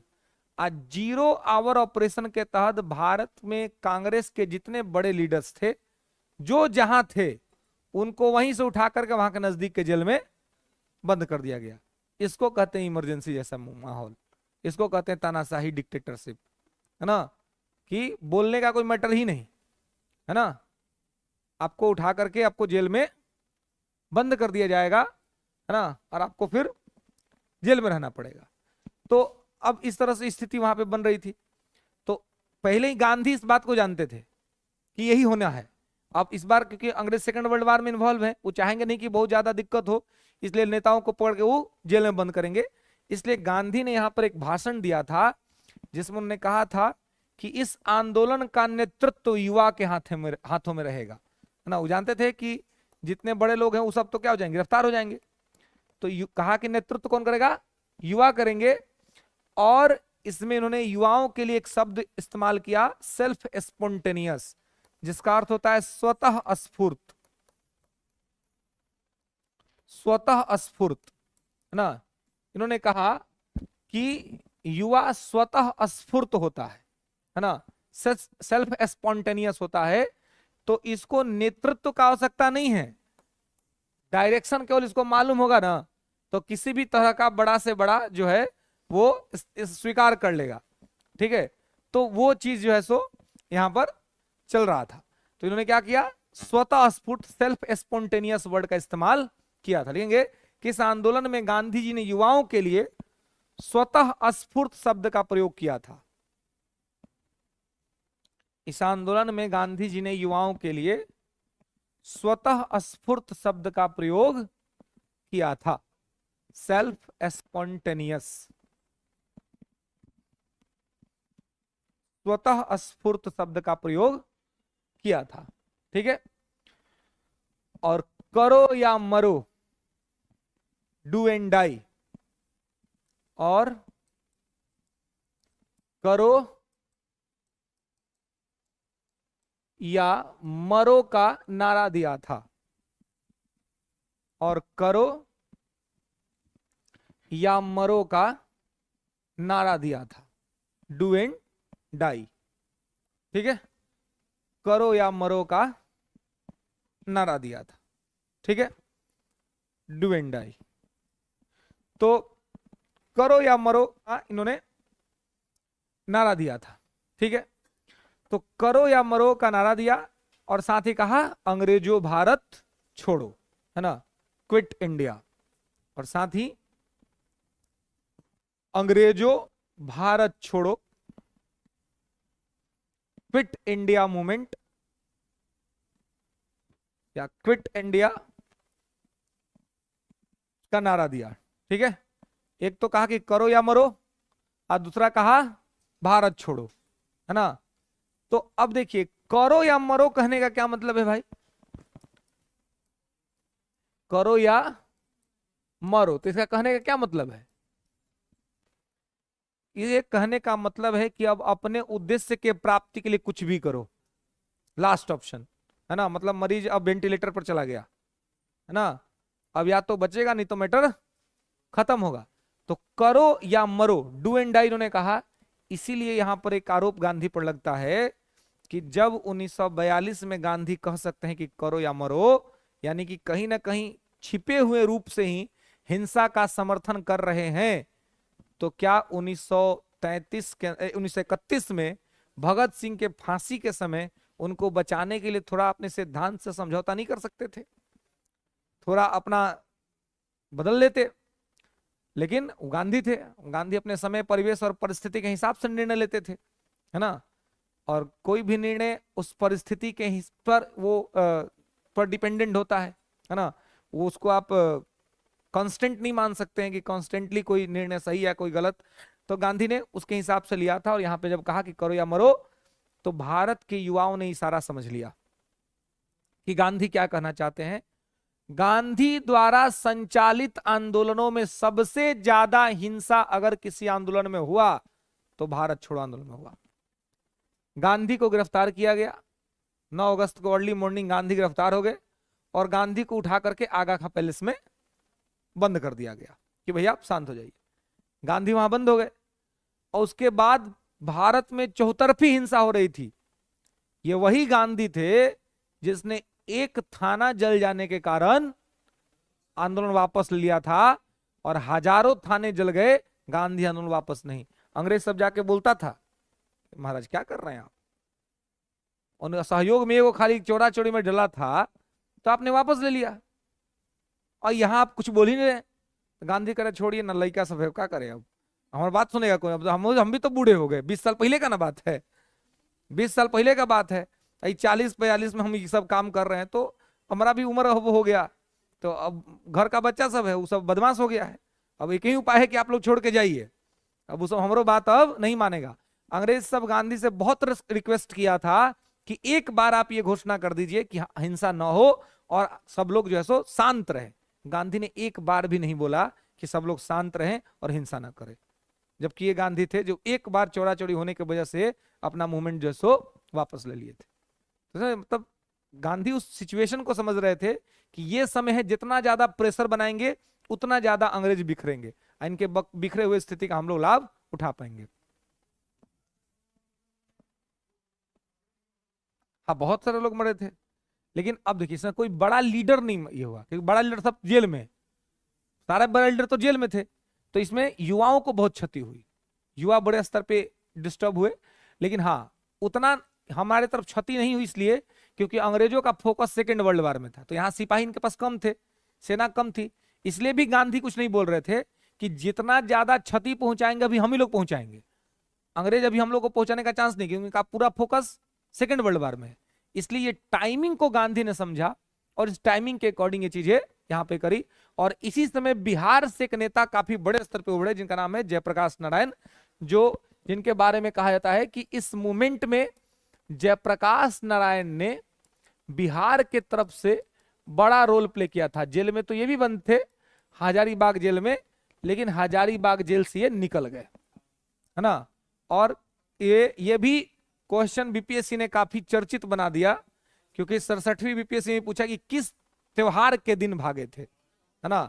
बिल्कुल, तो दीपावली के दिन जो है, मतलब बीपीएससी थियरी 1 में भी पूछ लिया है। हाँ, अब बीपीएससी का जो कमीशन वाला एग्जाम था उसमें पूछ ले था ये क्वेश्चन, पहली बार पूछा था 67वीं में पूछा था आई थिंक। तो मतलब है, नहीं 68वीं में नहीं पूछा था सर, 67वीं पूछा था। 67वीं का कैंसिल होने के बाद जो एग्जाम हुआ था उसमें पूछा था। 67वीं का 2 एग्जाम हुआ था, एक कैंसिल हो गया था 8 मई को, एक फिर सितंबर में हुआ था, तो उसमें पूछा था है। तो उसके बाद उसमें पूछा था। तो कहने का मतलब है कि बीपीएससी कभी कभी कुछ भी पूछ लेती है ना, मतलब फैक्चुअल इतना पूछ लेती है कि ये लिखा। हालांकि अब ट्रेंड बदला है, 69वीं बीपीएससी कमीशन का पेपर देखिएगा आप, तो फैक्ट बहुत कम पूछा गया, ना के बराबर, है ना। मैंने फैक्ट पूछना अब धीरे धीरे कम हो रहा है। अब जितना है अंडरस्टैंडिंग, समझ, हाँ, तार्किकता, अंडरस्टैंडिंग है, हाँ। तो आप नहीं, देखिए ठीक भी है एक प्रकार से, क्योंकि आप ये बहुत बार बीपीएससी के साथ एक दिक्कत कर, पहले ये लूसेंट रटने वाला सब बीपीएससी पीटी पास कर जाता था। अब पास करने के बाद बहुत सब आता था ना, कहता कि सर मेंस क्या करे, कुछ बुझा ही नहीं रहा है, और नहीं बोला था पास क्या किया तुमने, बुझा ही नहीं रहा था, है ना। तो पीटी लोग लूसेंट पढ़ के कर लेते थे पास। तो अभी कमीशन को समझ में आया कि भाई हमारे पास जो, अब मान लीजिए कि जो पीटी पास किया है, अब वो है ना मेंस देगा, तो अब पहले ही बार में आप जो दूध लिए वह पानी वाला दूध आपको मिल गया, तो पानी वाला दूध में से कितना घी निकालिएगा बताइए तो, निकलेगा। तो पहले ही ना आपको चाहिए खाटी दूध, है कि नहीं। तो पीटी जो पास करेगा वह मेंस में जाएगा। तो पीटी सब पास करवा लिए, लूसेंट पास करने वाला सबको, अब वो जाएगा मेंस देने। तो अब इसी में से ना आपको जो तनिमुन ठीक होगा वो मेंस पास करेगा, यानी जो डीएसपी एसडीएम का जो मटेरियल बनेगा वो सबसे घटिया किस्म का बनेगा। क्योंकि अब फटलहवा दूध का घी कैसा निकलेगा जी, एकदम खराब, है कि नहीं। मतलब एक तो निकालना मुश्किल है, निकलेगा तो एकदम खराब। अब वही जो एकदम सॉलिड दूध का होगा, एकदम जो बढ़िया से पीटी पास करके आएगा, जो एनसीईआरटी पढ़ा होगा, है ना, जो करंट अफेयर्स ठीक से पढ़ा होगा, जिसको सोचने समझने की क्षमता बेहतर होगी, वो जब पीटी पास के आएगा तो मेंस में वहां पर हेल्दी कंपटीशन होगा। और उस हेल्दी कंपटीशन के बाद जो इंटरव्यू के लिए जाएगा उसके अच्छे और तगड़े विचार होंगे, तो उसके बाद फाइनली जो ऑफिसर सिलेक्ट होंगे वो ठीक डिसीजंस लेंगे और सही तरीके से काम करेंगे। ये अतुल प्रसाद को एक दो चीज का क्रेडिट जाता है कि उन्होंने आकर के इन चीजों को ठीक कर दिया, है ना। मेंस को बदल दिया। मेंस भी पहले बीपीएससी का ऐसा था कि मतलब अगर आप रटना अच्छा जानते हैं तो आपको अधिकारी बनने से कोई नहीं रोक सकता है। 67वीं बीपीएससी लास्ट बीपीएससी थी जो आसान बीपीएससी थी, कि आप अगर रटने में आप माहिर आदमी हैं तो आप अधिकारी बन सकते हैं। 67वीं बीपीएससी, 67th बीपीएससी। और 60वीं से ट्रेंड बदल गया, और 60वीं से आपको मेंस में भी शॉर्ट क्वेश्चन लिखना है, लॉन्ग क्वेश्चन लिखना है, ऊपर से निबंध लिखना है ना। ऑप्शनल का मैटर ही खत्म कर दिया कि अब ऑप्शनल नहीं, पहले लोग ऑप्शनल रट लेते थे तो ऑप्शनल में पास कर जाते थे, अच्छा खासा नंबर आता था। ऑप्शनल का झंझटे खत्म, ऑप्शनल का दिया खाली पास करना है, मेरिट में मार्क्स नहीं जुटेगा। तो धीरे धीरे क्या कर रहा है, टफ ही बना रहा है। तो अब एक ही कमीशन आपका भी एग्जाम ले रहा है, तो अब ये ऐसा नहीं होगा कि ये भी अब हमेशा केवल ऐसे ही रहेगा। ये, हाँ, ये भी धीरे धीरे आपको कहां लेके जाएगा, कंसेप्ट पर लेके जाएगा, है ना। कंसेप्ट ही तरह, बिल्कुल। तो जिसका कंसेप्ट बढ़िया रहेगा उसके सिलेक्शन की जो है वो गारंटी ज्यादा रहेगी। क्योंकि खाली फैक्ट रखने से, देखिए फैक्ट रखने का आपको नुकसान क्या होता है कि आपको मान लीजिए 10 गो फैक्ट याद है, 10 गो में से 3 गो आपको आ गया, आप 3 एकदम सही बना दीजिएगा, लेकिन बाकी तो आपको गलत हो जाएगा क्योंकि फैक्ट आपको याद नहीं है। लेकिन अगर अंडरस्टैंडिंग का मैटर है तो समझदारी ऐसा चीज है ना कि अगर आप समझ के गए हैं तो उससे पूछा जाने वाला सारा क्वेश्चन आप सही बना दीजिएगा, अगर आप समझ गए हैं तो। अगर याद करके गए हैं तो जो याद है वही पॉइंट आप सही कर पाइएगा, अंडरस्टैंडिंग के अकॉर्डिंग नहीं कर पाइएगा। ये यहां पर जो है सो वो थर्ड डिसएडवांटेज होता है। इसलिए ये जरूर प्रयास करना है कि थोड़ा सा क्या किया जाए, तो अपना अंडरस्टैंडिंग को भी ठीक रखा जाए। क्लियर है। चलिए, तो यहां पर इसको आपको ध्यान रखना है कि इन्होंने करो या मरो का नारा दिया, और ये क्या, जयप्रकाश नारायण दिवाली के दिन वहां से रिलीज हुए थे। नोट करके एक बात लिखिएगा कि बिहार में इस आंदोलन के दौरान जयप्रकाश नारायण ने आजाद दस्ता का गठन किया था। बिहार, इस तो बिहार में इसी आंदोलन के दौरान, बिहार तो उसने नेपाल में किए थे, लेकिन पूछा जाए कि बिहार से कौन सा संस्था काम कर रहा था, तो आजाद दस्ता, नेपाल नहीं पूछा जाएगा आपसे, है ना।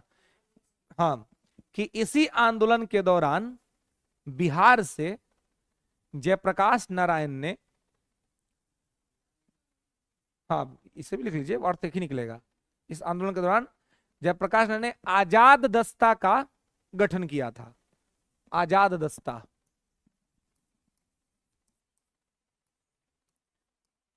आजाद दस्ता, ठीक है। नेक्स्ट अगला पॉइंट लिखेंगे कि इस आंदोलन के दौरान इसके कार्यक्रमों का प्रसारण रेडियो पर किया जाता था। इस आंदोलन के दौरान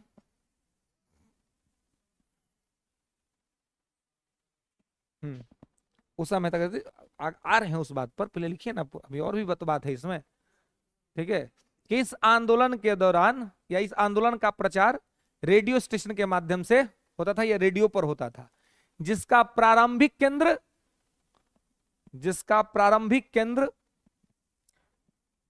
बंबई था, जिसका प्रारंभिक केंद्र बंबई था, बाद में नासिक कर दिया गया। जिसका प्रारंभिक केंद्र बंबई था, बाद में नासिक कर दिया गया। और इसका संचालन उषा मेहता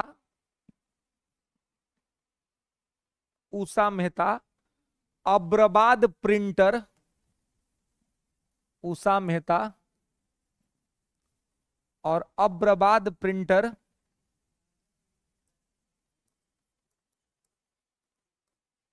क्या बोल रहा है जी, क्या जी, लावा प्रिंटर,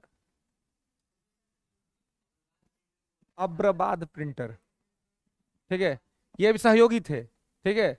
उस व्यक्ति का नाम है, कोई प्रिंटिंग प्रेस नहीं है, ये व्यक्ति है अब्रबाद प्रिंटर, जो उषा मेहता के सहयोगी थे, ठीक है।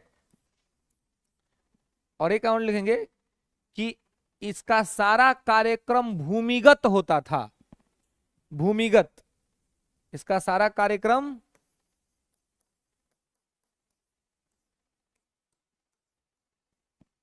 भूमिगत होता था,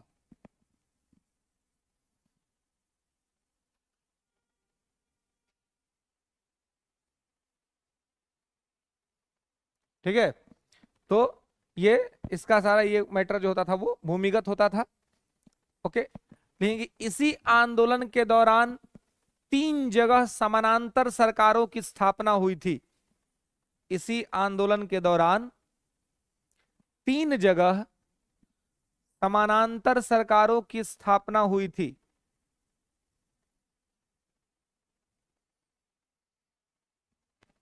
इसी आंदोलन के दौरान 3 जगह समानांतर सरकारों की स्थापना हुई थी।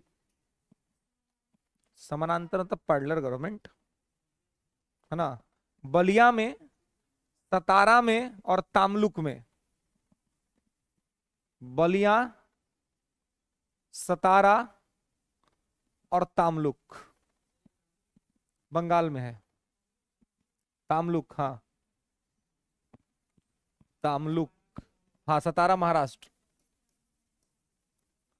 तामलुक, बलिया, सतारा। नेक्स्ट लिखिएगा नोट करके कि सतारा की समानांतर सरकार सबसे लंबे समय तक चली थी। सतारा की समानांतर सरकार सबसे लंबे समय तक चली थी, ठीक है। सतारा की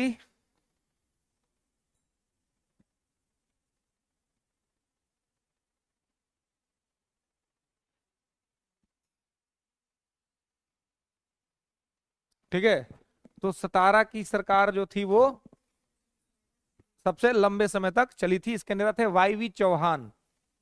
इसके नेता थे वाईवी चौहान। अरे नेता थे मुंह को तो की बोल लो।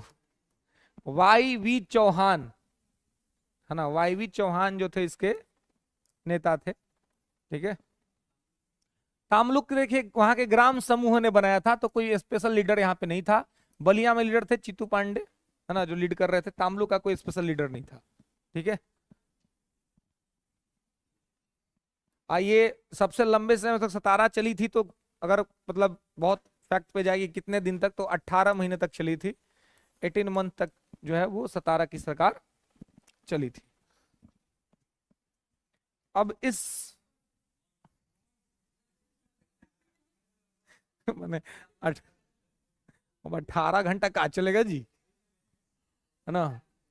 18 महीना, 18 ऑफ मंथ, ठीक है, 18 महीना तक चली थी। ठीक है, 18 महीने तक चली। अब देखिए ये मूवमेंट लगातार तो चल रहा था, लेकिन अब दिक्कत ये थी कि ये अपना उद्देश्य प्राप्त नहीं कर पाया, क्योंकि हिंसा हुई, तो अंग्रेजों ने भी प्रतिहिंसा किया और हिंसा के तहत इसको दबा दिया गया।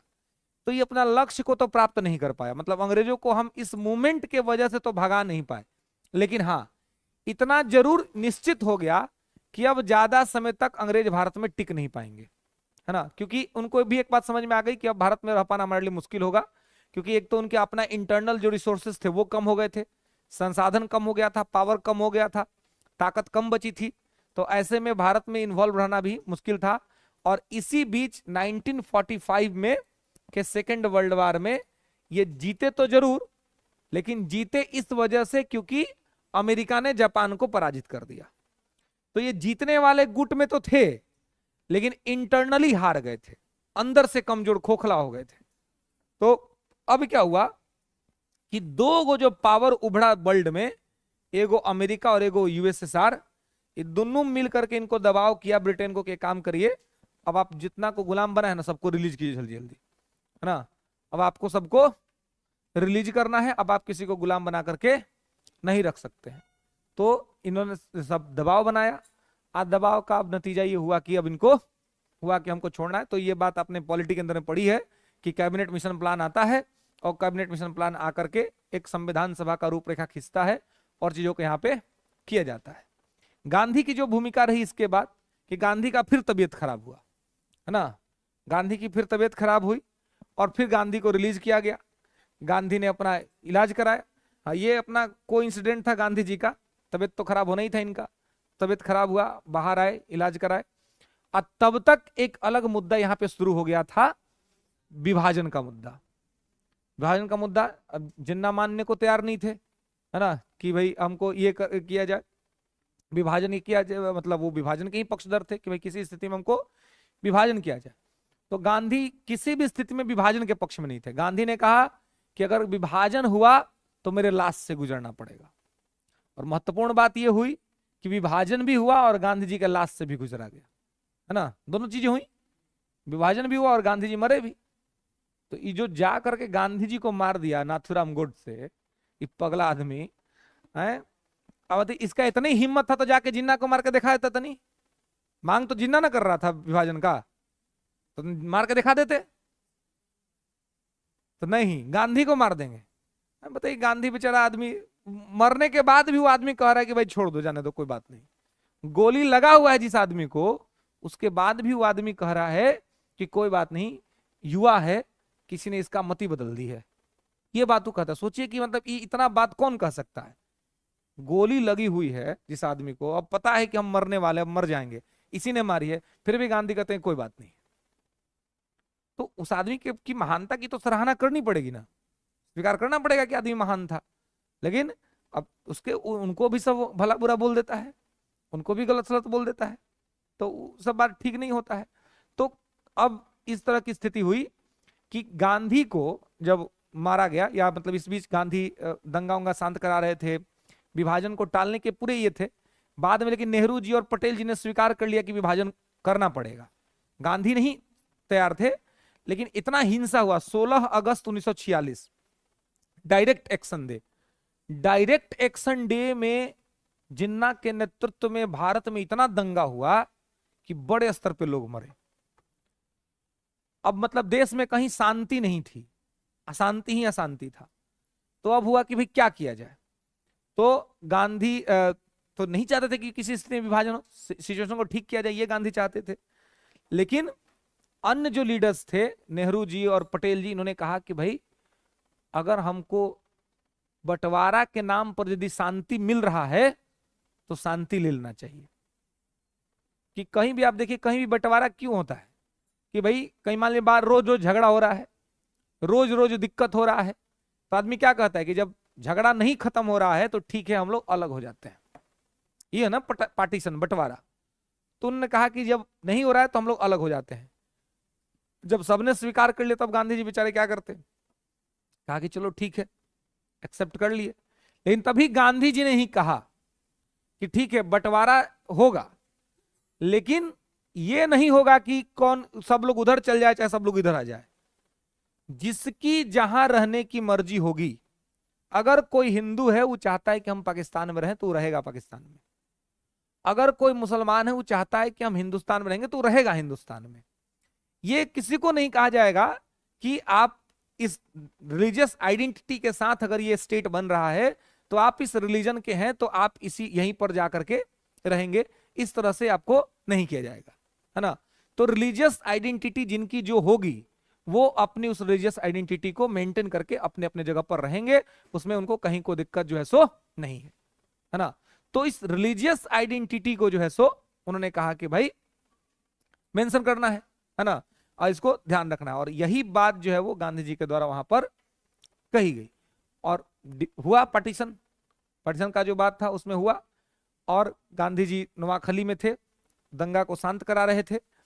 लेकिन देश में एक तरफ आजादी का सेलिब्रेशन भी हो रहा था और इसी के बाद कुछ लोगों के मन में यह धारणा बैठ गई कि गांधी जी के वजह से जो है वो मतलब कुछ प्रॉब्लम देश के अंदर में रह गया। अब इसी वजह से अब किसी ने ब्रेन नवाज कर दिया किसी का, अब गांधी जी पर हमला हुआ 30 जनवरी 1948 गांधी जी पर हमला हुआ और गांधी जी को मार दिया गया। ये नोट करके लिख लेंगे। है क्या है?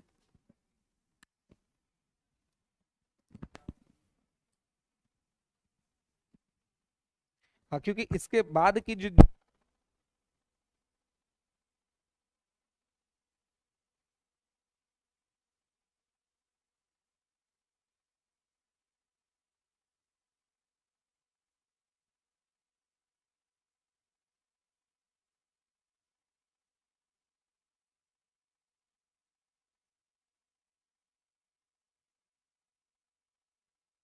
लेकिन जिन्ना समझ गए कि कायदे आजम हमको झूठो कह रहे हैं, मानते उनते हैं नहीं, है ना। है क्या क्या गलत हुआ?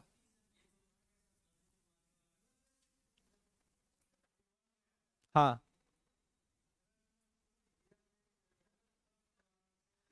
तो ये तो बहुत बाद का बात है ना, ये तो उसमें ये तो बहुत बाद का बात है ना। हाँ, लिखेंगे कि 30 जनवरी 1948, 30 जनवरी 1948 को दिल्ली के बिरला भवन में, 30 जनवरी 1948 को दिल्ली के बिरला भवन में गांधी जी को नाथूराम गोडसे के द्वारा गोली मार दी गई, गोली मारकर हत्या कर दी गई।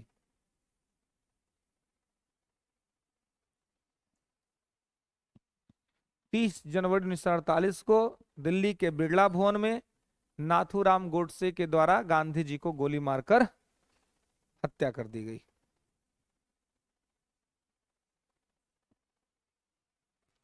ठीक है। गांधी जी के हत्या का मुकदमा, गांधी जी के हत्या का मुकदमा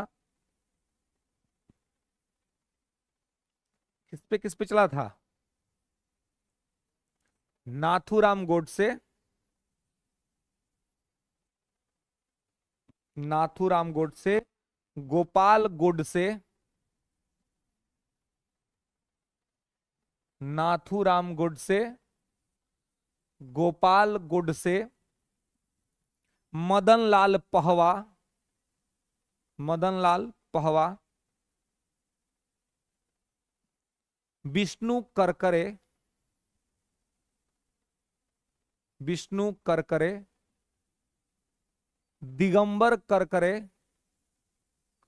विष्णु करकरे, दिगंबर करकरे,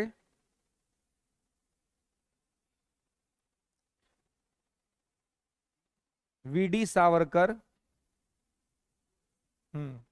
वीडी सावरकर। अब देखिए, ये वीडी सावरकर, विनायक दामोदर सावरकर नहीं है ना, दामोदर वीर सावरकर, दामोदर वीर सावरकर, पूरा नाम लिख लीजिए ताकि कंफ्यूजन क्रिएट ना हो। दामोदर वीर सावरकर, ठीक है। हाँ, दामोदर वीर सावरकर, हाँ मुकदमा चला था। दामोदर वीर सावरकर, नारायण आप्टे, नारायण आप्टे, हाँ नारायण आप्टे इत्यादि, ठीक है। तो इस सब लोग पर हत्या का मुकदमा चला था, लेकिन फांसी किसको हुआ था? है?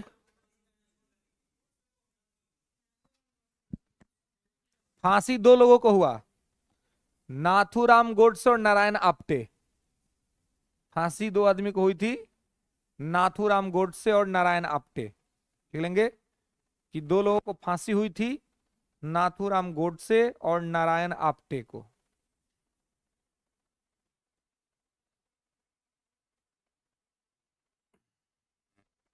ठीक है।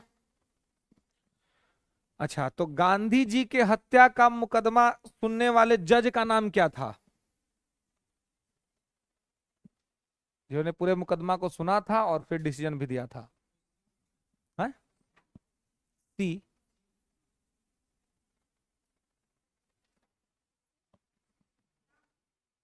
गांधी जी का हत्या का मुकदमा सुनने वाले जज का नाम, ये जिन्होंने सजा सुनाई थी लोगों को, उनका नाम था आत्मा चंद्र अग्रवाल। लिख लेंगे, गांधी जी की हत्या का मुकदमा सुनने वाले जज का नाम आत्मा चंद्र अग्रवाल था।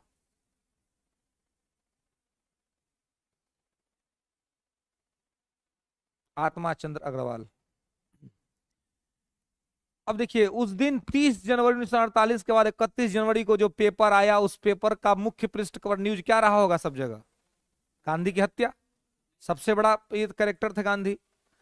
तो सारे पेपर का फर्स्ट पेज का फर्स्ट न्यूज था गांधी की हत्या, जो कि होना भी चाहिए था, बड़ा न्यूज था। लेकिन सवाल ये पूछा सकता है कि वह कौन सा समाचार पत्र था जिसने गांधी के हत्या के न्यूज को प्रथम पृष्ठ पर छापना भी सही नहीं समझा? सब पेपर छापा था, लेकिन एक पेपर था जो छपबे नहीं किया। मतलब फर्स्ट छापा, कोना में नहीं होता है कि कहीं किसी का पॉकेट मरा गया तो एकदम कोना में, हाँ वैल्यू नहीं दिया, ये बात है। The Hindu, good, Hindu. Note लिख लेंगे, हिंदू। लिख लेंगे कि भारत का एकमात्र समाचार पत्र हिंदू, इंग्लिश, इंग्लिश था। एकमात्र समाचार पत्र हिंदू जिसने गांधी के हत्या के समाचार को, गांधी के हत्या के समाचार को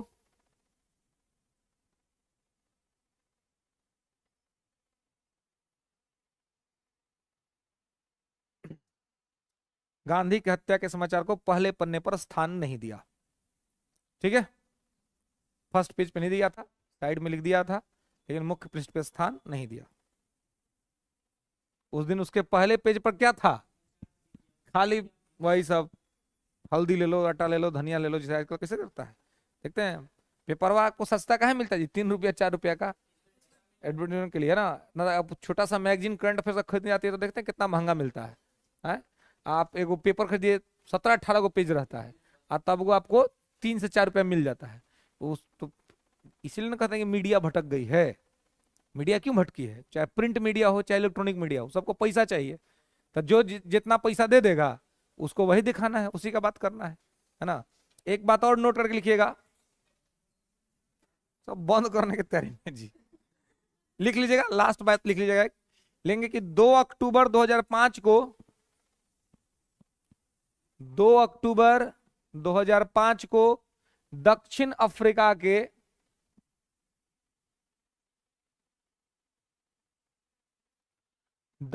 के पीटर मारिट्सबर्ग में, यहां पर गांधी जी को उतारा गया था ट्रेन से, दक्षिण अफ्रीका के पीटर मारिट्सबर्ग में गांधी जी की प्रतिमा लगाई गई। पीटर मारिट्सबर्ग में गांधी जी की प्रतिमा लगाई गई। ओके, चलिए, तो आज के लिए बस इतना ही। नेक्स्ट क्लास में दूसरे टॉपिक पर बात करेंगे, ठीक है? चलिए।